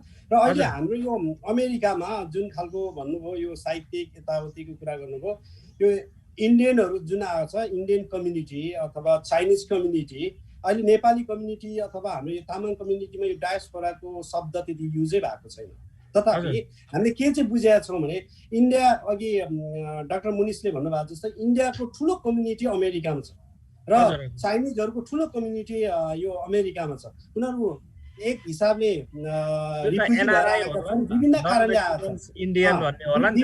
आएका छन्। तर अहिले अघि भने जस्तै अहिलेको परिभाषित रूपमा चाहिँ उहाँहरूले इन्डियन डायस्पोरा भनेर आफ्नो परिभाषित गर्न चाहन्छन् र कार्यक्रमहरू त्यसरी लन्च गरिरहेको हुन्छ र चाइनिजहरूले पनि त्यही गरिराखेको स्थिति छ। र त्यो भित्र अब कृतिहरू अथवा साहित्यहरू, इतिहासहरू के छ भन्ने, हजुर इतिहासहरू के छ भन्ने खालको कुराहरू अब बिस्तारै हुने। तर अब हाम्रो यो नेपाली अमेरिकामा हुँदाखेरि नेपालीहरूको यहाँ इमिग्रेन्ट भएको यो पहिलो पुस्ता हो। हेर्नुहोस्, इन्डियाको अघि त्यहाँ तेस्रो पुस्ता आइसकेको छ भने यो त बिस्तारै हुने कुराहरू हो। अब बिस्तारै भइरहेको छ, यो जनगणना पनि भइरहेको छ। अहिले भर्खरै तामाङ कम्युनिटी नै भनौँ न, अहिले तामाङ अब डायस्पोराकै उदाहरण दिनलाई हामी तामाङ डायस्पोरै भनौँ, 2002 सालमा मात्र यहाँनिर तामाङ कम्युनिटी स्थापित भएको छ। यहाँको कानुन अनुसार भनेपछि होइन स्थापित भएर एउटा स्ट्रगल फेजमै छ, अहिले आफूलाई सस्टेन गर्ने फेजमै छ। अब यसले तत्कालै साहित्य खोज्ने अनि आफ्नो एकदमै धेरै इतिहास खोज्ने भन्ने कुरा त त्यो त भविष्यमा आउने कुरा हो। तर एउटै कुरा चाहिँ के हो भन्दा हाम्रो नेपाली अथवा भनौँ यो तामाङहरूको डायस्पोरा जस्तो तामाङ कम्युनिटीहरूले चाहिँ अब विभिन्न कारणले कुनै न कुनै कारणले बाध्यतावश अमेरिकामा रह्यो होला अथवा कुनै प्रवासमा बस्यो होला। तर तिनीहरूको चासो चाहिँ यो बाध्यताको कारणले बाहिर बसेको भन्ने कुरा कसरी प्रश्न हुन्छ भन्दा उहाँहरूको लगाव चासो चाहिँ के हुन्छ भने जुनको ओरिजिन कन्ट्रीमा रहेको हुन्छ। तपाईँ अहिले प्रवासमा भएको सङ्गठनहरू हेर्नुहोस्, स्थापित सङ्गठन जस्तो सर्टकटमा गएको होइन, जस्तो युरोप, अमेरिका देशहरू यहाँको सिटिजन लिने देश हो। तर उहाँहरूको टार्गेट ग्रुप चाहिँ कहाँ हुन्छ भने ओरिजिन कन्ट्रीमा हुन्छ। त्यो चाहिँ किन भन्दा पहिचानसँग जोडिएका मुद्दाहरू भएको कारणले गर्दा त्यता भइरहेको हुन्छ। अब हामीले खोज्ने भनेको चाहिँ आजको यो बहसमा हामीले डायस्पोराको परिभाषा भन्दा पनि हाम्रो मुद्दा र चुनौती के हो प्रवासमा होइन डायस्पोराको बिचमा र नेपाली ओरिजिनमा कसरी चाहिँ भूमिका खेल्छ भन्नेतिर चाहिँ बढी फोकस गर्दा चाहिँ यसको उपलब्धिमूलक हुन्छ कि भन्ने लागेको छ। निश्चित ठिक छ, ल तपाईँलाई धन्यवाद। म यता सुकुमानजी जापानमा जोड्न चाहन्छु। सुकुमानजी, हजुर सुन्नु भएको छ मलाई? सुनिरहेछ, भन्नुहोस्। अब युके को हाम्रो घिसिङजी र हाम्रो लक्यानजीको दुईटैको चाहिँ सुनिए हैन। हजुर यो चाहिँ अमेरिका र युकेमा बस्ने तामाङहरूले अहिलेसम्म साहित्य रचना गरेको स्थिति देखिएन खासै। हजुर नभए उहाँहरूले भन्नु पर्थ्यो यो साहित्यकारको यो कृति आयो भनेर। अब जापानमा बस्ने तामाङहरूको स्थिति चाहिँ के छ? कुनै कृतिहरू निकालेका छन् कि कविता छ? अब हजुरलाई पहिला अब यो कुरो भनौँ कि अब यो डायस्पोरा भन्ने बित्तिकै साहित्यमा जोडिने त सायद अब हुन्छ होला, तर जापानमा हामी तामाङ संस्था स्थापना भएको धेरै भएको छैन। दर्ता भएको चाहिँ भर्खर हामी 5 वर्ष जति भयो सरकारमा, तर हामीले सुरु गरेको चाहिँ 2009। त्योभन्दा अगाडिको साथीहरूले 1999 देखि सुरु गरेर हामी स्थापना गऱ्यौँ, तामाङ समाज बन्यौँ, घेदुङको अन्तर्गत आयौँ। किन भन्दाखेरि अघि तपाईँहरूले हामीले अहिलेसम्म जुन कुराहरू गरिरहेका थियौँ, डायस्पोरा के हो, तामाङ पनि डायस्पोरामा पर्छ कि पर्दैन, आफ्नै संस्कृतिलाई लगाव भएर प्रवासमा बस्दाखेरि आफ्नो भाषा बचाउँ, हाम्रो सन्तानलाई पनि त्यो जोगाउनु पर्छ भन्ने ठुलो रहरले गर्दाखेरि समाजको निर्माण भएको। त्यही कारणले जापानमा हामीले तामाङ समाज जापान स्थापना भएपछि अब तपाईँले भन्नुभयो कि साहित्यको कुन चाहिँ कृति निस्क्यो, त्यस्तो कृतिहरू हामी आफैले लेखेको त छैन। तर यहाँ म आज भन्न चाहन्छु कि तामाङ समाज जापानले सुरुवातको दिनमा 2010मा र 2012मा गरेर हामीले 2वटा किताब छापेका थियौँ। हामीले लेखेको होइन, किताब छाप्नु भएको अवश्य पनि। अब हामीले त्यसलाई डायस्पोरा नाम दिएकै छैन नि। तर तपाईँलाई एउटा कुरो भन्छु नि, अब यो बहुभाषिक शिक्षाको कुरा प्रकाशक भए सुरु कसरी हुन्छ? अघि उहाँले लक्यान सरले भन्नुभयो हामी भर्खर सुरुवात हुँदैछौँ। अघि हाम्रो प्रबल सरले पनि भन्नुभयो कि हामी विदेशमा बसेर पहिलो कुरो त हाम्रो जीविकोपार्जन कसरी गरौँ भन्नेमा सबैको ध्यान जान्छ। त्यसको साथमा अब चाहिँ हाम्रो फ्यामिली सहित हामीलाई समाज चाहिन्छ, हाम्रो भाषा चाहिन्छ, हामीलाई हाम्रो धर्म के हो हामी त्यो नबिर्सौँ भनेर लागि परेका छौँ। त्यसले गर्दा मलाई जसम्म लाग्छ आजको हाम्रो यो डिस्कसन, यो हाम्रो प्यानलमा पनि विदेशमा बसेर पनि धेरै चुनौती बिचमा पनि जति पनि आफ्नै विभिन्न कारणले बाहिर गएको छन्, चाहे उनलाई नारायण भन्नुहोस्, चाहे उनीहरूलाई रेफ्युजी भन्नुहोस्, या चाहे उनीहरूलाई आफ्नो खुसीले जाओस्, तर उहाँहरूलाई नेपालप्रति जति हामी नेपालमा बसेका तपाईँहरू जति माया लाग्छ, हामी विदेशमा बसेर पनि नेपाल त्यति नै माया गरेका छौँ, गर्छौँ, जारी रहन्छ। अब यो साहित्यको कुरामा चाहिँ अहिलेसम्म हाम्रो साथीहरू तामाङ समाजमा नरहेका साथीहरूले कोही कसैले कविता लेखेका छन्, तर मलाई अहिले नै तुरुन्त यो नामको छ भन्ने चाहिँ मलाई सक्दैन। तर कोही साथीहरू जो नेपालमा लागिरहनु भएको थियो साहित्यमा अथवा कविता लेख्नुहुन्थ्यो, तामाङको पनि संस्थामा उहाँहरू पनि जापान आएको हुनाले के गर्नुहुन्छ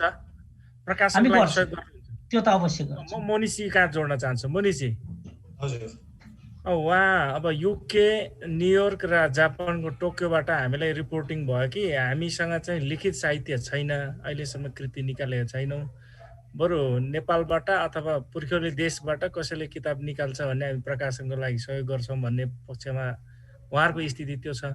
अब यस्तो अवस्थामा मान्छेको मात्रै बसाइसराइ छ, यो मान्छेको बसाइसराइलाई मात्रै डायस्पोरा भन्दै जाने हो कि अथवा लिखित साहित्य पनि चाहिन्छ? जब मान्छेको बसाइ सरिन्छ, जस्तो तपाईँले भन्नुभयो, उसले आफ्नो अनुभवहरू पनि लिएर जान्छ र डायस्पोरिक लिटरेचरले यी सबै कुरोहरू बोकेको हुन्छ। जहाँसम्म तपाईँले प्रश्न गर्नुभयो कि उहाँ अहिले युकेमा या युएसमा या जापानमा त्यहीँबाट मौलिक कृतिहरू त्यहीँका तामाङ डायस्पोराले लेखेका छैनन् भन्ने जो प्रश्न तपाईँले गर्नुभयो, यो साहित्य भन्ने कुरोलाई आज साहित्यको पनि परिभाषा केवल कविता या केवल सर्ट स्टोरी या केवल नोभल लेखेर मात्रै साहित्यको परिभाषा हुँदैन। साहित्य अर्थात् त्यो एउटा बडी अफ एक्सपिरियन्सेसलाई जसले हामी व्यक्त गर्छौँ। र जस्तो उहाँले भन्नुभयो, सुकुमान थिङजीले भन्नुभयो, जापानमा उहाँले पब्लिस गर्नुहुन्छ भने पनि यदि त्यो जापानमा पब्लिस हुने कुरो हो भने त्यो त्यहाँ जापानको तामाङ डायस्पोराको निम्ति एउटा एकदमै बहुमूल्य डकुमेन्ट हो। हुनसक्छ उहाँ नेपालका मात्रै पठाउनु भएको नेपालमा होइन, पब्लिस यदि जापानमा हुँदैछ भने या जापानको उहाँको जो सङ्गठन छ, तामाङ सङ्गठन छ, उहाँहरू पब्लिसर भएर छाप्ने काम नेपालमा भए तापनि तपाईँले जब पछि इतिहासमा हेर्नुहुन्छ त्यहाँ तपाईँले इतिहासमा देख्न सक्नुहुन्छ पछि आजभन्दा 40 साल 50 साल 60 साल पश्चात आजदेखि तपाईँले हेर्नुभयो भने यो एकदमै इम्पोर्टेन्ट डकुमेन्ट हो, किनभने यसले पब्लिसर मात्रै भए तापनि, राइटर चाहिँ नेपालकै भए तापनि पब्लिसर जापानमा हुनुको अर्थ चाहिँ जापानमा त्यस समयमा आजभन्दा 50 साल पछाडि हामी फर्केर हेर्दा हामी देख्छौँ कि 50 साल पूर्व जापानमा तामाङहरू स्थापित थियो रहेछ, उनीहरू सङ्गठित थिए रहेछ, उनीहरू पब्लिस गरेको भनेर एउटा इम्पोर्टेन्ट डकुमेन्ट बनिन्छ र यसलाई पनि म एक प्रकारको डायस्पोराको लिटरेचरमा कन्ट्रिब्युसनको रूपमा नै म देख्छु। र यहाँ लाकेन्जीले जो कुरा भन्नुभयो त्यो पनि एकदमै ठिक कुरा उहाँले भन्नुभयो। इन्डियन डायस्पोरा र नेपालबाट भएको डायस्पोराको उहाँले कम्पेरिजन गर्दै भन्नुभयो कि इन्डियन डायस्पोरा दोस्रो तेस्रो पुस्तासम्म पुगिसकेको छ, नेपालबाट डायस्पोरा सायद पहिलो पुस्तामै होला र उहाँहरू अहिले पनि त्यो डायस्पोराको रूपमा इभल्भ हुँदैछन्, डायस्पोराको एउटा समूहको रूपमा एउटा कम्युनिटीको रूपमा इभल्भ हुँदैछन् र इभल्भ हुँदै जान्छ। जसरी इभल्भ हुँदै जान्छ त्यसरी नै उहाँको कल्चरल प्रोडक्सन र लिटरेरी प्रोडक्सनहरू पनि हुँदै जान्छ।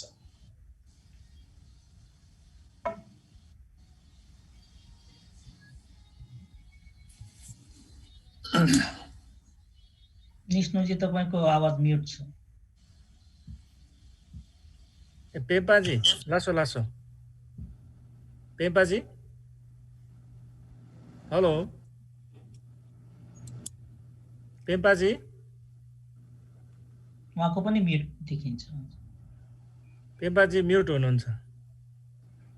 सिन्जालीजी पेम्पाजीलाई अनम्युट गर्नुहोस् त। ठिकै छैन, सुन्नुहुँदैछ? सुन्दैछु पेम्पाजी। अब हामी मुद्दा र चुनौतीमा केन्द्रित हौँ। डायस्पोराको मुद्दा र चुनौती के देख्नु भएको छ? तपाईँ सिक्किम एकाडेमीमा पनि लामो समय काम गर्नुभयो। हजुर, सिक्किम मुद्दा र चुनौती के छ?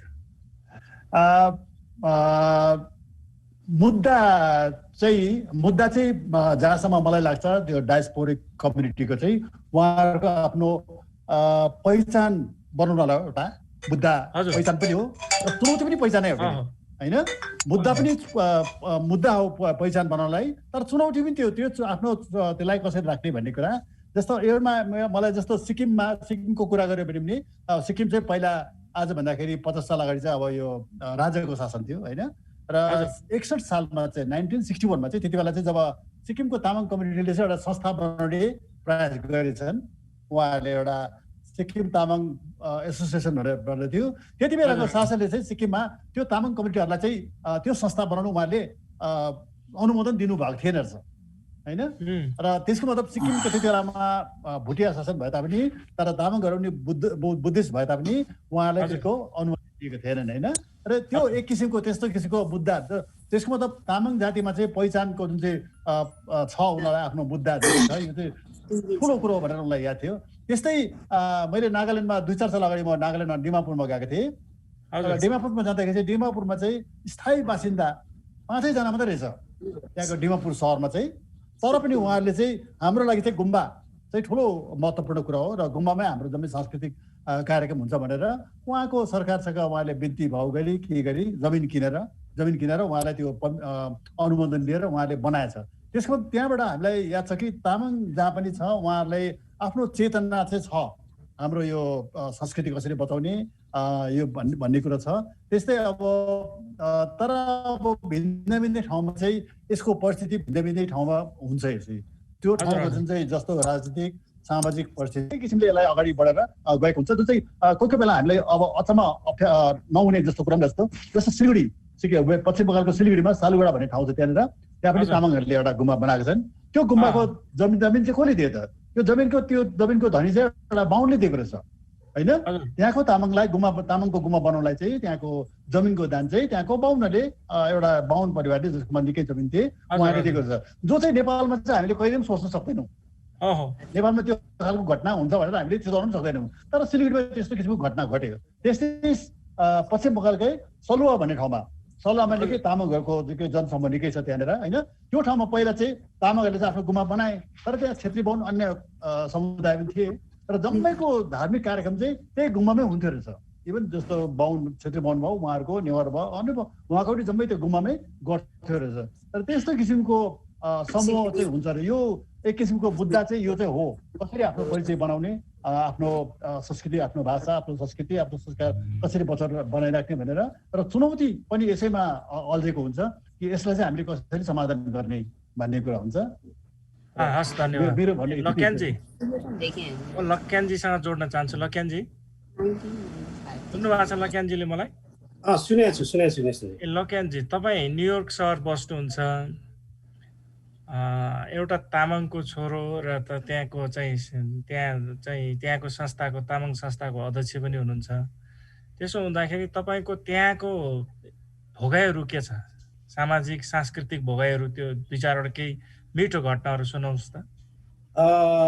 म निश्चितजीलाई पहिला एउटा के अपडेट गरौँ भने अघि जुन खालको अमेरिकाको यो 1998 देखि सुरुवात भएर 2002 देखि संस्था दर्ता भएर अगाडि बढिरहेको इतिहास हो, पुरानो इतिहास। त्यसपछि हाम्रो प्रत्येक स्टेटहरूमा विभिन्न राज्यहरूमा संस्थाहरू छन् र त्यति बेलादेखि यो ठ्याक्कै अमेरिकामा केही प्रकाशनै भएन अथवा साहित्य नै छैन भन्ने कुरामा म त्यो पक्षमा छैन, किनभने 2002 देखि नै विभिन्न किसिमका प्रकाशनहरू चाहिँ अमेरिकाबाट यहीँबाट नै प्रकाशन भएको छ। नेपालमा अब हामीले प्रकाशन गर्ने कुराहरू भनेको छुट्टै छ।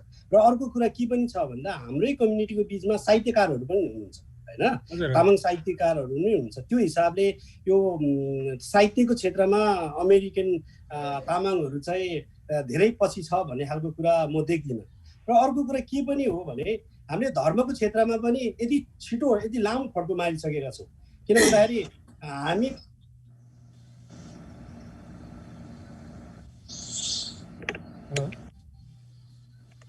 हेलो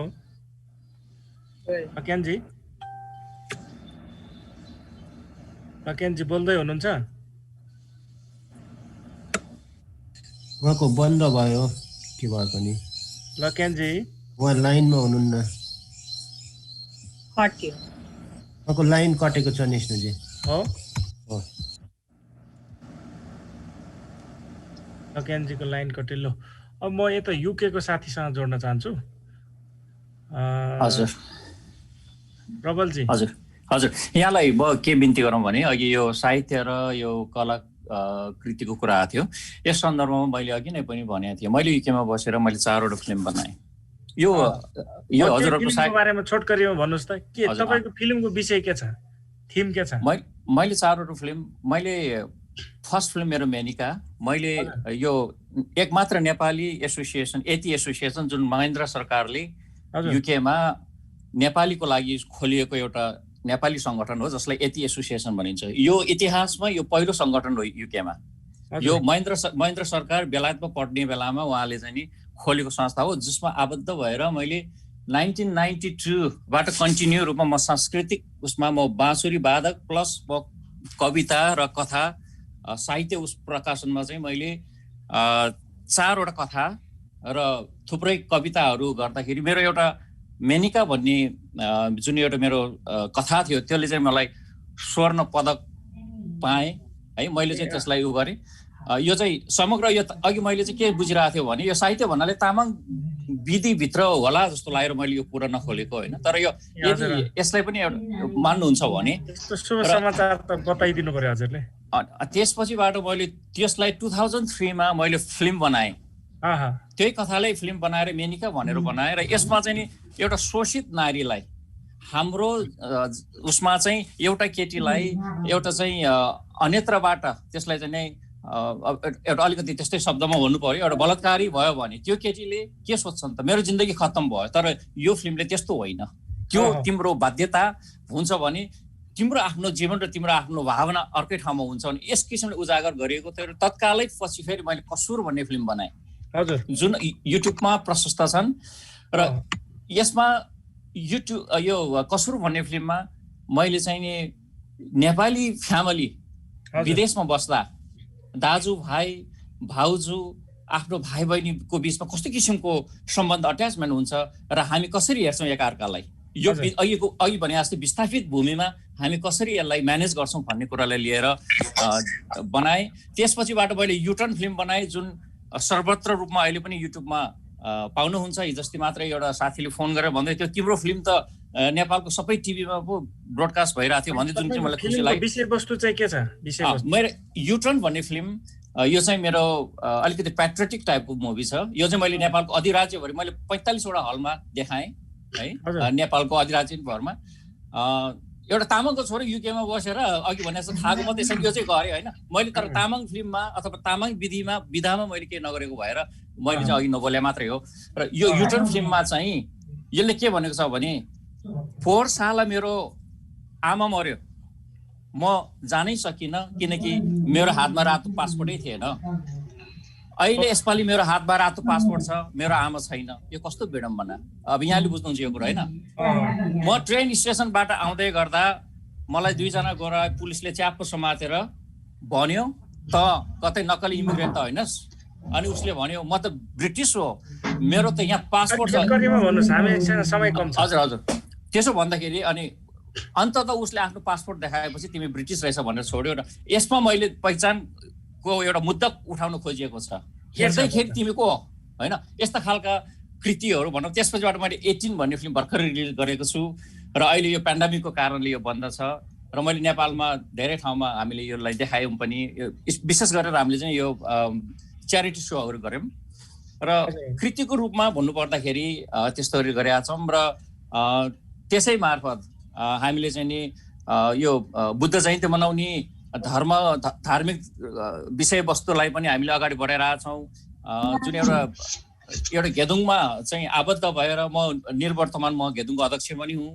र हामीले चाहिँ यसमा एउटा आफ्नो धर्म, आफ्नो भाषा, संस्कृतिलाई जोगाउनुपर्छ भन्ने हेतुले तामाङ क्लासहरू हुनुपर्छ, तामाङ सिकाउनुपर्छ हाम्रो बच्चाहरूलाई भनेर विभिन्न तामाङ कार्टुनहरू। दुःख लाग्दो कुरा हामीले खोज्यौँ भने हाम्रो तामाङ कार्टुनहरू पनि भेट्दैन, तामाङको फिल्महरू पनि त्यति भनौँ न ज्ञानवर्धक खालको फिल्महरू पनि हुँदैन। त्यस कारणले यो कुराहरू निरन्तर रह्यो भने हामीले यस्ता खालका पहिचानवादी मुद्दाहरूलाई अगाडि बढाउनु पर्छ।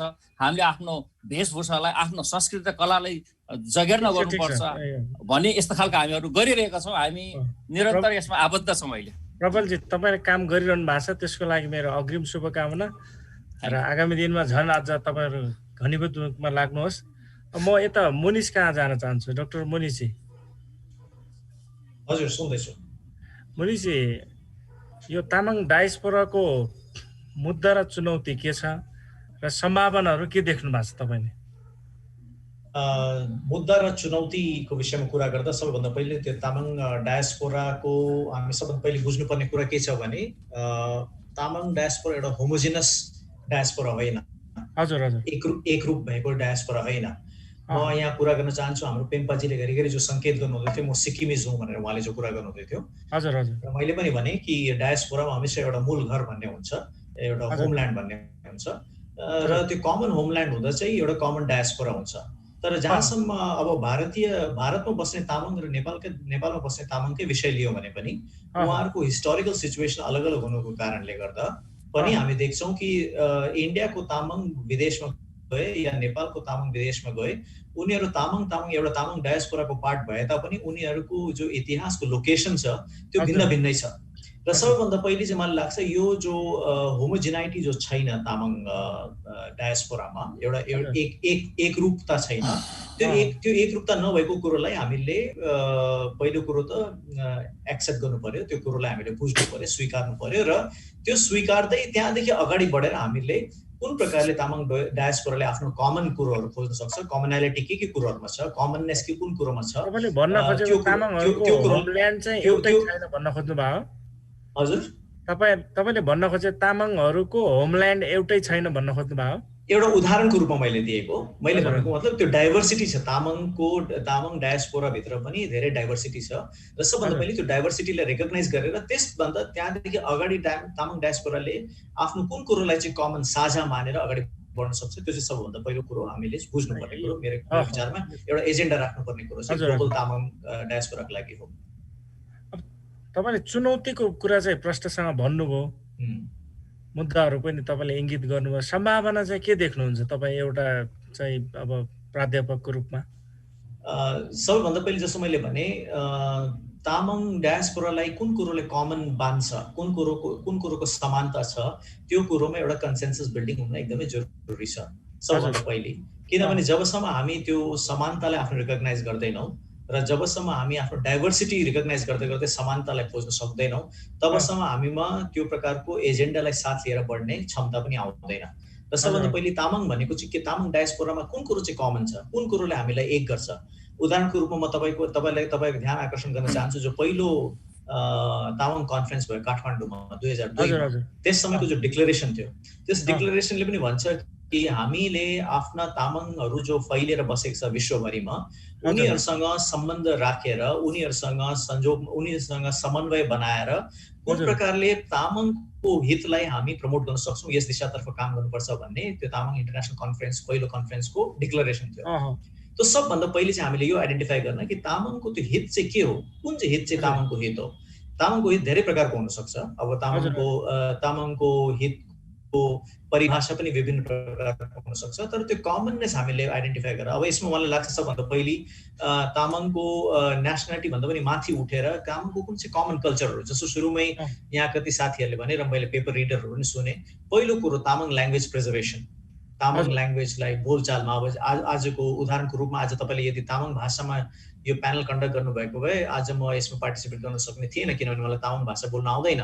यो एउटा चुनौती हो, किनभने कुनै पनि जातिको संरक्षणको लागि यसको भाषा एकदमै महत्त्वपूर्ण कुरो हुन्छ। र यसैले गर्दा आज हामीले कुन प्रकारको परिवेशहरू सृजना गर्न सक्छौँ जसले गर्दा डायस्पोरामा रहेकाहरूले पनि तामाङ भाषा जो एउटा कमसेकम न्यूनतम हाम्रो एउटा समानता हो, तामाङ भाषाले हामीलाई एक गर्छ, न्यूनतम साझा पक्ष हुन सक्छ भन्ने कुरो हो। साझा पक्ष, त्यो साझा पक्षलाई आइडेन्टिफाई गरेर त्यस दिशातर्फ हामीले काम गर्नुपर्छ। ल धन्यवाद तपाईलाई। पेम्पाजी जोडिनु भयो फेरि। पेम्पाजीलाई एउटा प्रश्न गरेर त्यसपछि म फ्लोर ओपनतिर जान्छ है। हेलो लक्यानजी। निश्चितै के अरे अघि कुरा गर्दा गर्दै मेरो यो फोनमा एकदम आज त्यो धेरै यो लामो मैले बुझेँ। एउटा प्रश्न गर्छु अब म। मलाई के लाग्यो भने यो अब यो मुद्दा र चुनौतीको विषयमा चाहिँ हाम्रो सबैभन्दा सरोकार अब अहिले यो जति पनि यो डायस्पोराको यो तपाईँले टार्गेट देखाइराख्नु भएको छ, डायस्पोरा चाहिँ प्रमुख, अनि यो मुद्दा र चुनौती चाहिँ अलिक सानो अलि गौण हो कि भन्ने जस्तो लागेर त्यो साहित्यिक फाँटलाई चाहिँ बढी प्रायोरिटीमा राखेको हो कि जस्तो लाग्यो। तर अहिलेको यो सिचुएसन, अहिलेको यो हाम्रो तामाङ डायस्पोरालाई चाहिने सबभन्दा ठुलो कुरा चाहिँ यो मुद्दा र त्यसको सम्भावनाहरूलाई चाहिँ बढी फोकस दिनुपर्छ कि भन्ने लाग्यो। किन भन्दा हामीले बढी चाहिँ डायस्पोरामा टाइम खर्चेर अब मुद्दा र यसको लागि सम्भावनाहरूलाई चाहिँ हामीले कम्ती गरेर फ्लोर ओपन गर्दै हुनुहुन्छ होइन। त्यो भएको भएर मलाई के लागेको छ भने हामी यो पहिचानको लागि अब 88 वर्ष भइसक्यो हाम्रो तामाङ भनेर ल्याएको इतिहास, हामी त्यही अन्तर्गत नै हामी आइरहेका छौँ। अब यो बिचमा हामीले पहिचानको के उपलब्धिहरू गरे र त्यसको सम्भावनाहरू कति छन् र अब आउने चुनौतीहरू चाहिँ के छन्, त्यतातिर चाहिँ हामीले फोकस बढी गरेर जानुपर्छ कि भन्ने लागेको थियो। मेरो अध्ययन चाहिँ मैले आजको यो प्रस्तुतिमा त्यो चाहिँ बढी गरौँ कि भन्ने लागेको थियो। तर समय जति सबै यो डायस्पोराको डेफिनेसनमा नै खर्च भयो होइन। त्यसले गर्दा म के भन्न चाहन्छु, अमेरिकामा भएको हामी as a Tamang society of north अमेरिकाले 9वटा आफ्नो क्षेत्रगत हिसाबमा सदस्य संस्थाहरू बनाएको छ र त्यो सदस्य संस्थाहरूको टार्गेट क्षेत्र चाहिँ हाम्रो ओरिजिन क्षेत्र नै रहेको छ। यहाँ आफ्नो खालको मुद्दाहरू छन्, अब भाषाको, धर्मको, संस्कृतिको, यो तपाईँले देखिराख्नु भएको छ प्रत्येक स्टेटमा हामी गुम्बा बनाउने कन्सेप्टबाट गइरहेछौँ, अलमोस्ट सबै ठाउँमा गइरहेछ होइन। त्यो धार्मिक हिसाबमा, धर्मको हिसाबमा, भाषाको हिसाबमा हामी एउटा नर्थ अमेरिकाभरि नै हामी यो विभिन्न स्कुलहरू सञ्चालन गर्ने पक्षमा छौँ। किन भन्दा अनलाइन भर्चुअल स्कुलको त्यतापट्टिबाट हामी त्यसलाई साहित्यिक पाठबाट पनि त्यतातिर लगिरहेका छौँ। तर हाम्रो मेन फोकस पोइन्ट चाहिँ के हो भन्दाखेरि अब हाम्रो पहिचानको मुद्दाहरू स्थापित हुने र यो समग्र यो डायस्पोराका तामाङहरूलाई चाहिँ उपलब्धिमूलक हुने तत्त्व चाहिँ के हो भन्दा सरकार हो, राज्य सत्ता हो। त्यो प्राप्तिको मुद्दालाई चाहिँ हामी फोकस गरिरहेको छौँ। हामी प्रवासमै भए पनि हाम्रो यहाँको मुद्दालाई हामी आफ्नो तरिकाले लगे भए पनि केन्द्रित बनायो भने हाम्रो मेन मुद्दा भनेको चाहिँ जुन हाम्रो टेरिटोरी छ, त्यो जुन ओरिजिन टेरिटोरी छ, त्यसले नै यो विश्वभरि रहेको हाम्रो डायस्पोरालाई सम्बोधन गर्छ भन्ने हामी त्यता लागेका छौँ। अमेरिका अथवा युरोप अथवा इन्डिया अथवा कुनै पनि ठाउँमा भएको तामाङ डायस्पोराको सबैभन्दा चासोको विषय भनेको चाहिँ ओरिजिन जुन क्षेत्रमा त्यसको मुद्दा र त्यो मुद्दा स्थापित हुनुपर्छ भन्ने मान्यताबाट हामी अगाडि बढेको छ भन्ने लागेको छ। र त्यसको चुनौतीहरूको विषयमा चाहिँ अब साथीहरूले आएको कुराहरूको विषयमा म छलफल गर्न म तयार छु। यहाँ लक्यानजी, त्यसपछि युकेबाट चाहिँ हाम्रो प्रबलजी, त्यसपछि सुकुमान थिङ जापानबाट हुनुहुन्छ। यो अब तामाङ विकासको लागि तामाङ डायस्पोरा भन्नाले आफ्नो कौशली भूमिबाट छरिएर रहेकाहरूलाई जोड्नका लागि तामाङ विकास विश्व ग्लोबल तामाङ डेभलपमेन्ट फन्ड खोल्नु पर्छ कि पर्दैन, तपाईँलाई के लाग्छ? म अघि हाम्रो लोक बहादुर लोकचन्दजीले आज एउटा त्यो के अरे एउटा प्रतिष्ठानको विषयमा प्रस्तुत गर्नुभएको थियो। मलाई एकदम चासो लाग्यो त्यो कन्सेप्ट, जुन कि अब यदि समग्र विकासको लागि हेर्ने हो भने अहिले हामी तपाईँको जबसम्म हामीले सांस्कृतिक आन्दोलन त हामीले छेडिसकेका छौँ तामाङहरूले समग्र रूपमा, हामी यति अगाडि छौँ कि सांस्कृतिक फाँटमा हामी सबै अन्य जाति अथवा समुदायभन्दा हामी अगाडि छौँ। र अब त्यसलाई नै आधार मानेर हाम्रो जुन खालको संरचनाहरू बनाएको छ गाउँ लेभलसम्म हाम्रो संरचना भएको छ, यो अब विदेशमा पनि विभिन्न राज्यमा छन्। त्यो भएको कुरा मैले बुझेँ। अब एक बिन्दुमा टुङ्ग्याउ न, अब विश्वभरि रहेका तामाङहरू छरिएर रहेका तामाङहरूलाई एक ठाउँमा ल्याउने र एउटा ग्लोबल तामाङ डेभलपमेन्ट फन्ड चाहिँ अब हामीले गठन गर्दै अगाडि बढ्नु पर्ला। र त्यो कन्सेप्टमा म पूर्ण रूपमा सहमति हो। र त्यही भएर हामीले अहिले नर्थ अमेरिकाले पनि के कन्सेप्ट बनाएको छौँ भने त्यसलाई नै समर्थन गर्दै गर्दाखेरि हामीले नेपालमा एक खालको वर्ल्ड वाइड रूपमा सबैको स्वामित्व हुने गरेर एउटा एजुकेसन फन्डको क्रिएसन अगाडि बढाइरहेको छौँ। त्यो चाहिँ के हो भने त्यही तपाईँकै कन्सेप्टलाई त्यसले एउटा सार्थक रूप दिने खालको कुरा हो। त्यो चाहिँ के भने अमेरिकाको छुट्टै, युरोपको छुट्टै अथवा कहाँको छुट्टै भन्दा पनि ग्लोबली रूपमा इन्टरनेसनली रूपमा नै हामी एउटा समग्र तामाङको हितको लागि गर्नुपर्छ भन्ने मान्यतामा हामी छौँ। ल ठिक छ, तपाईँहरूले यसको पहल कदमी छिट्टै लियोस्। तपाईँ हामी मिलेर छिट्टै यो ग्लोबल तामाङ डेभलपमेन्ट फन्ड स्थापना गरौँ। अब म फ्लोर ओपन गर्न चाहन्छु।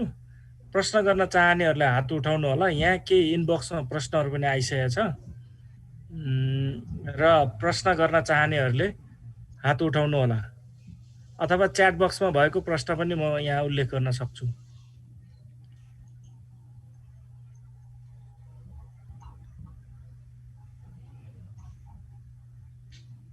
कोही हुनुहुन्छ हजुर? प्रश्न कसै केही छ? प्रश्न गर्नेहरूले आफ्नो हजुर प्रश्न गर्नेहरूले आफ्नो प्रश्न कसलाई हो, के प्रश्न हो, प्रश्न भन्नु होला। आचार्य थुप्तेनले हात उठाउनु भयो, उहाँले आफैले अनम्युट गर्नुहुन्छ कि? आचार्यजी लसो फ्याफुल्ला, म थुप्तेन तामाङ। कसलाई हो, के हो, एकदम टु द पोइन्टमा भन्नु होला। हजुर लसो फ्याफुल्ला।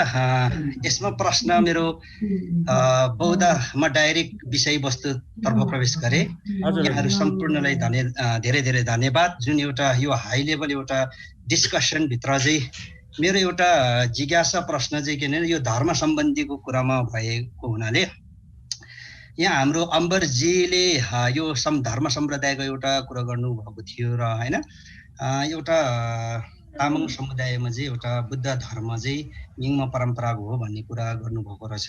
हुन प्रश्न भन्दा पनि मेरो के छ भन्दाखेरि यो अहिलेको यो तपाईले आफ्नो धारणा नराख्नु होला है आचार्य। हस् सर, हस् सर, तपाईले आफ्नो धारणा नराख्नु होला। तपाईले आफ्नो प्रश्न कसलाई हो ठ्याक्कै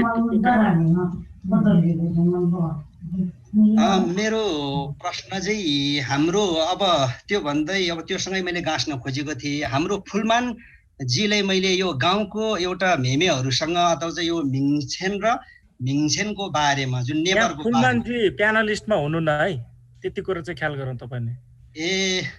अघि नै उहाँले त्यो राख्नु भएको रहेछ।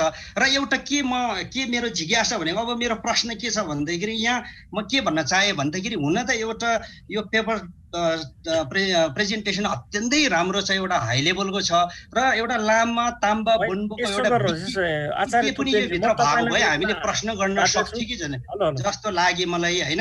एउटा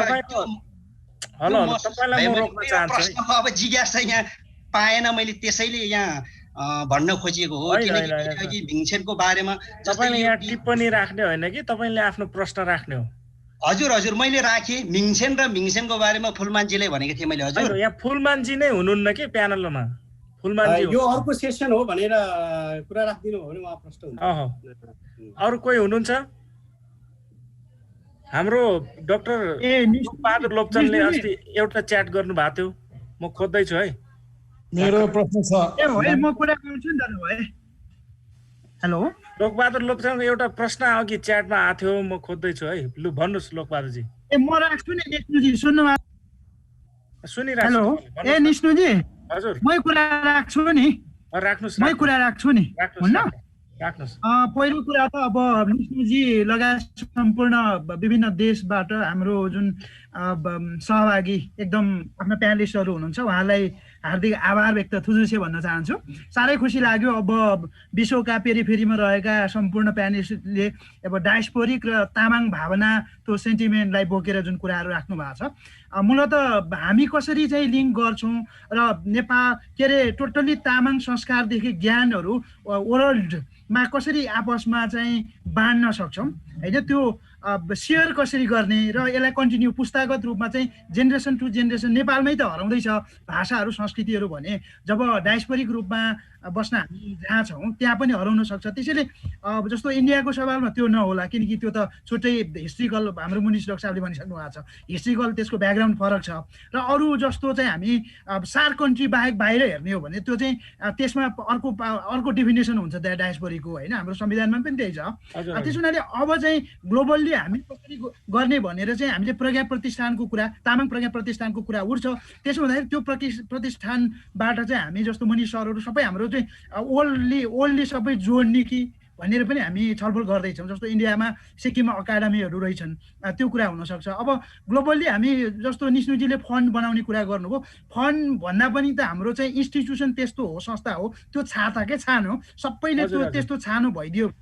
त्यो जस्तो अहिले एनआरए भने जस्तो क्या होइन, नेपालमा त्यस्तो खालको चाहिँ हामी प्रज्ञा प्रतिष्ठान तामाङ घेदुङले नै गरेको अहिले इनिसिएसन। त्यो हिसाबले पनि म सम्पूर्ण चाहिँ आदरणीय के अरे महानुभावहरूलाई प्यानलिस्ट सरहरूलाई हामी चाहिँ कसरी चाहिँ यो ग्लोबल्ली हामी एकअर्कामा टच गरेर सेयर गर्ने, जस्तो मोडर्न टेक्नोलोजीदेखि हेरिटेज हाम्रो नलेज चाहिँ कसरी चाहिँ एउटा त्यस्तो फोरम बन्छ, त्यस्तै इन्स्टिट्युसनली हुनसक्छ कि भनेर चाहिँ जुन अहिले यो गोष्ठीहरू त छ, त्योभन्दा पनि अरू कुनै संस्था पनि नेपालमा महसुस गरेको अवस्था छ। त्यसैले म यहाँहरूलाई त्यो कसरी चाहिँ अबको हाम्रो वे आउट हुनसक्छ नि त, त्यो एजेन्डा के हुनसक्छ, हामी प्रतिष्ठानतिर एकाडेमीमा गइराखेका छौँ।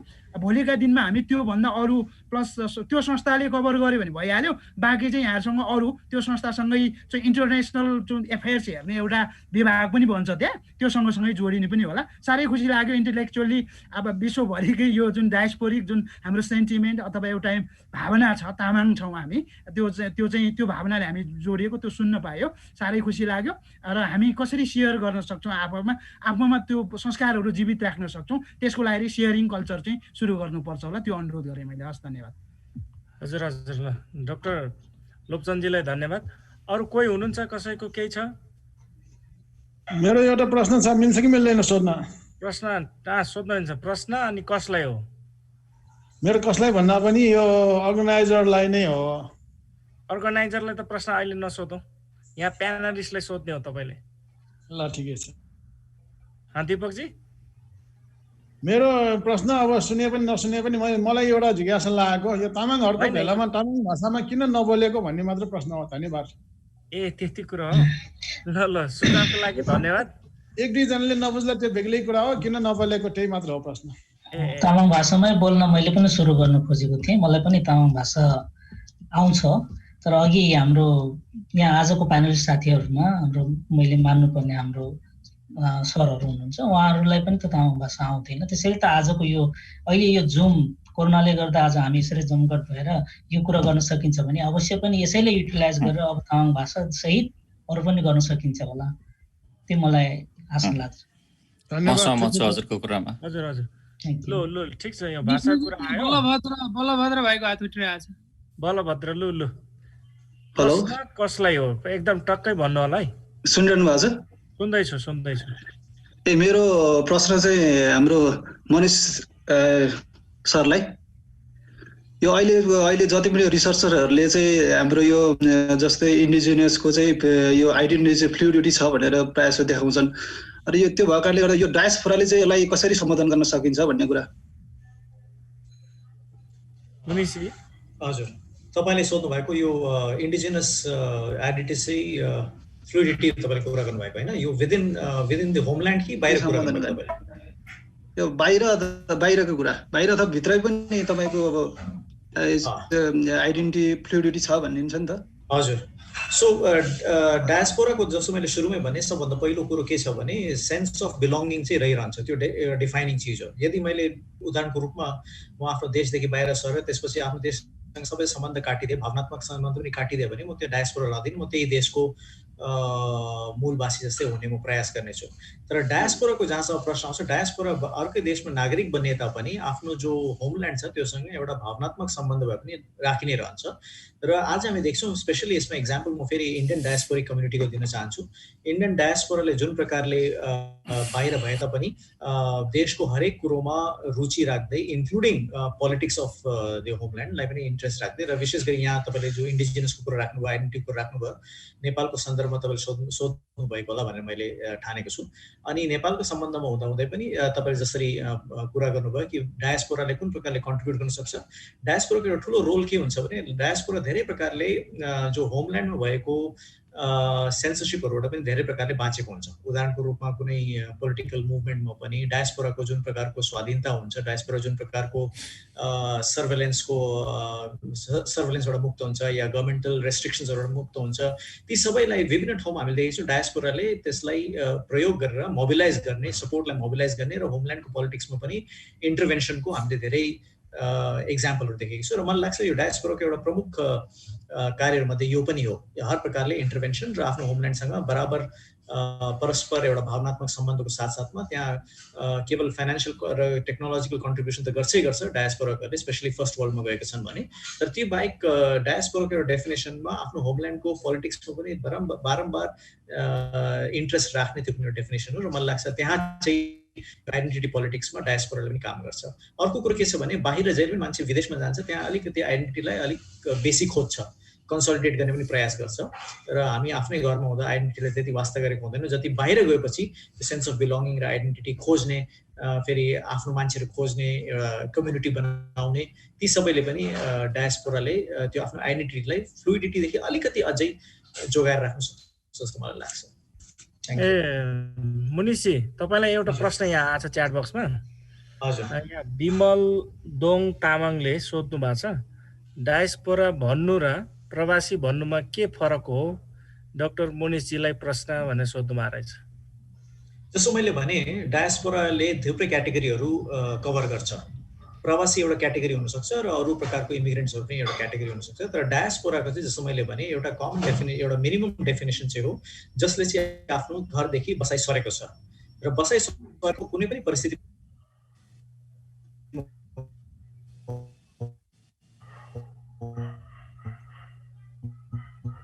उहाँको सुनिएन, अहिले तपाईँले सुन्नु भएको छ मनिषजी? त्यो दुःखद पैसा। हेलो, बोल्नुस्। सुन्नु सक्नुहुँदैछ? सो एउटा चाहिँ के हो भने एउटा सेन्स अफ कम्युनिटी त्यहाँ पनि हुनु पर्यो, जहाँ होस्ट कन्ट्री छ त्यहाँ पनि एउटा सेन्स अफ कम्युनिटी हुनु पर्यो, त्यहाँ जोडिएको भावना हुनु पर्यो। दोस्रो कुरो आफ्ना जो होमल्यान्ड छ त्यहाँसँग पनि एउटा भावनात्मक सम्बन्ध चाहिँ हुनु पर्यो। यी दुईटा कुरो भए, यो दुईटा ध्रुव भए डायस्पोराको डेफिनेसनमा हुन्छ जस्तो मलाई लाग्छ। धन्यवाद तपाईँलाई। अब अरू प्रश्नहरू लिन चाहन्छु। कोही प्रश्न कसैको छ भने हात उठाउनु होला है। अब धेरै हामी समय छैन, हामीसँग 8 बज्न थालिसक्यो। प्रश्न कसैको छ? हात उठाउनु होला। प्रश्न कसैको छ? अथवा च्याट बक्समा गर्दा पनि हुन्छ।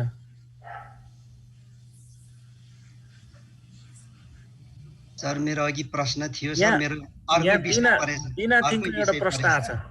हजुर सर, मेरो अर्कै विषय परेछ, मेरो अगाडिको प्रेजेन्टेसन सम्बन्धी परेछ। त्यो मलाई एकदमै आचार्यजी एकछिन तपाईँ। हस् सर। पेम्पा तामाङजी आउनुभयो फेरि फर्केर? पेम्पाजी, हेलो पेम्पाजी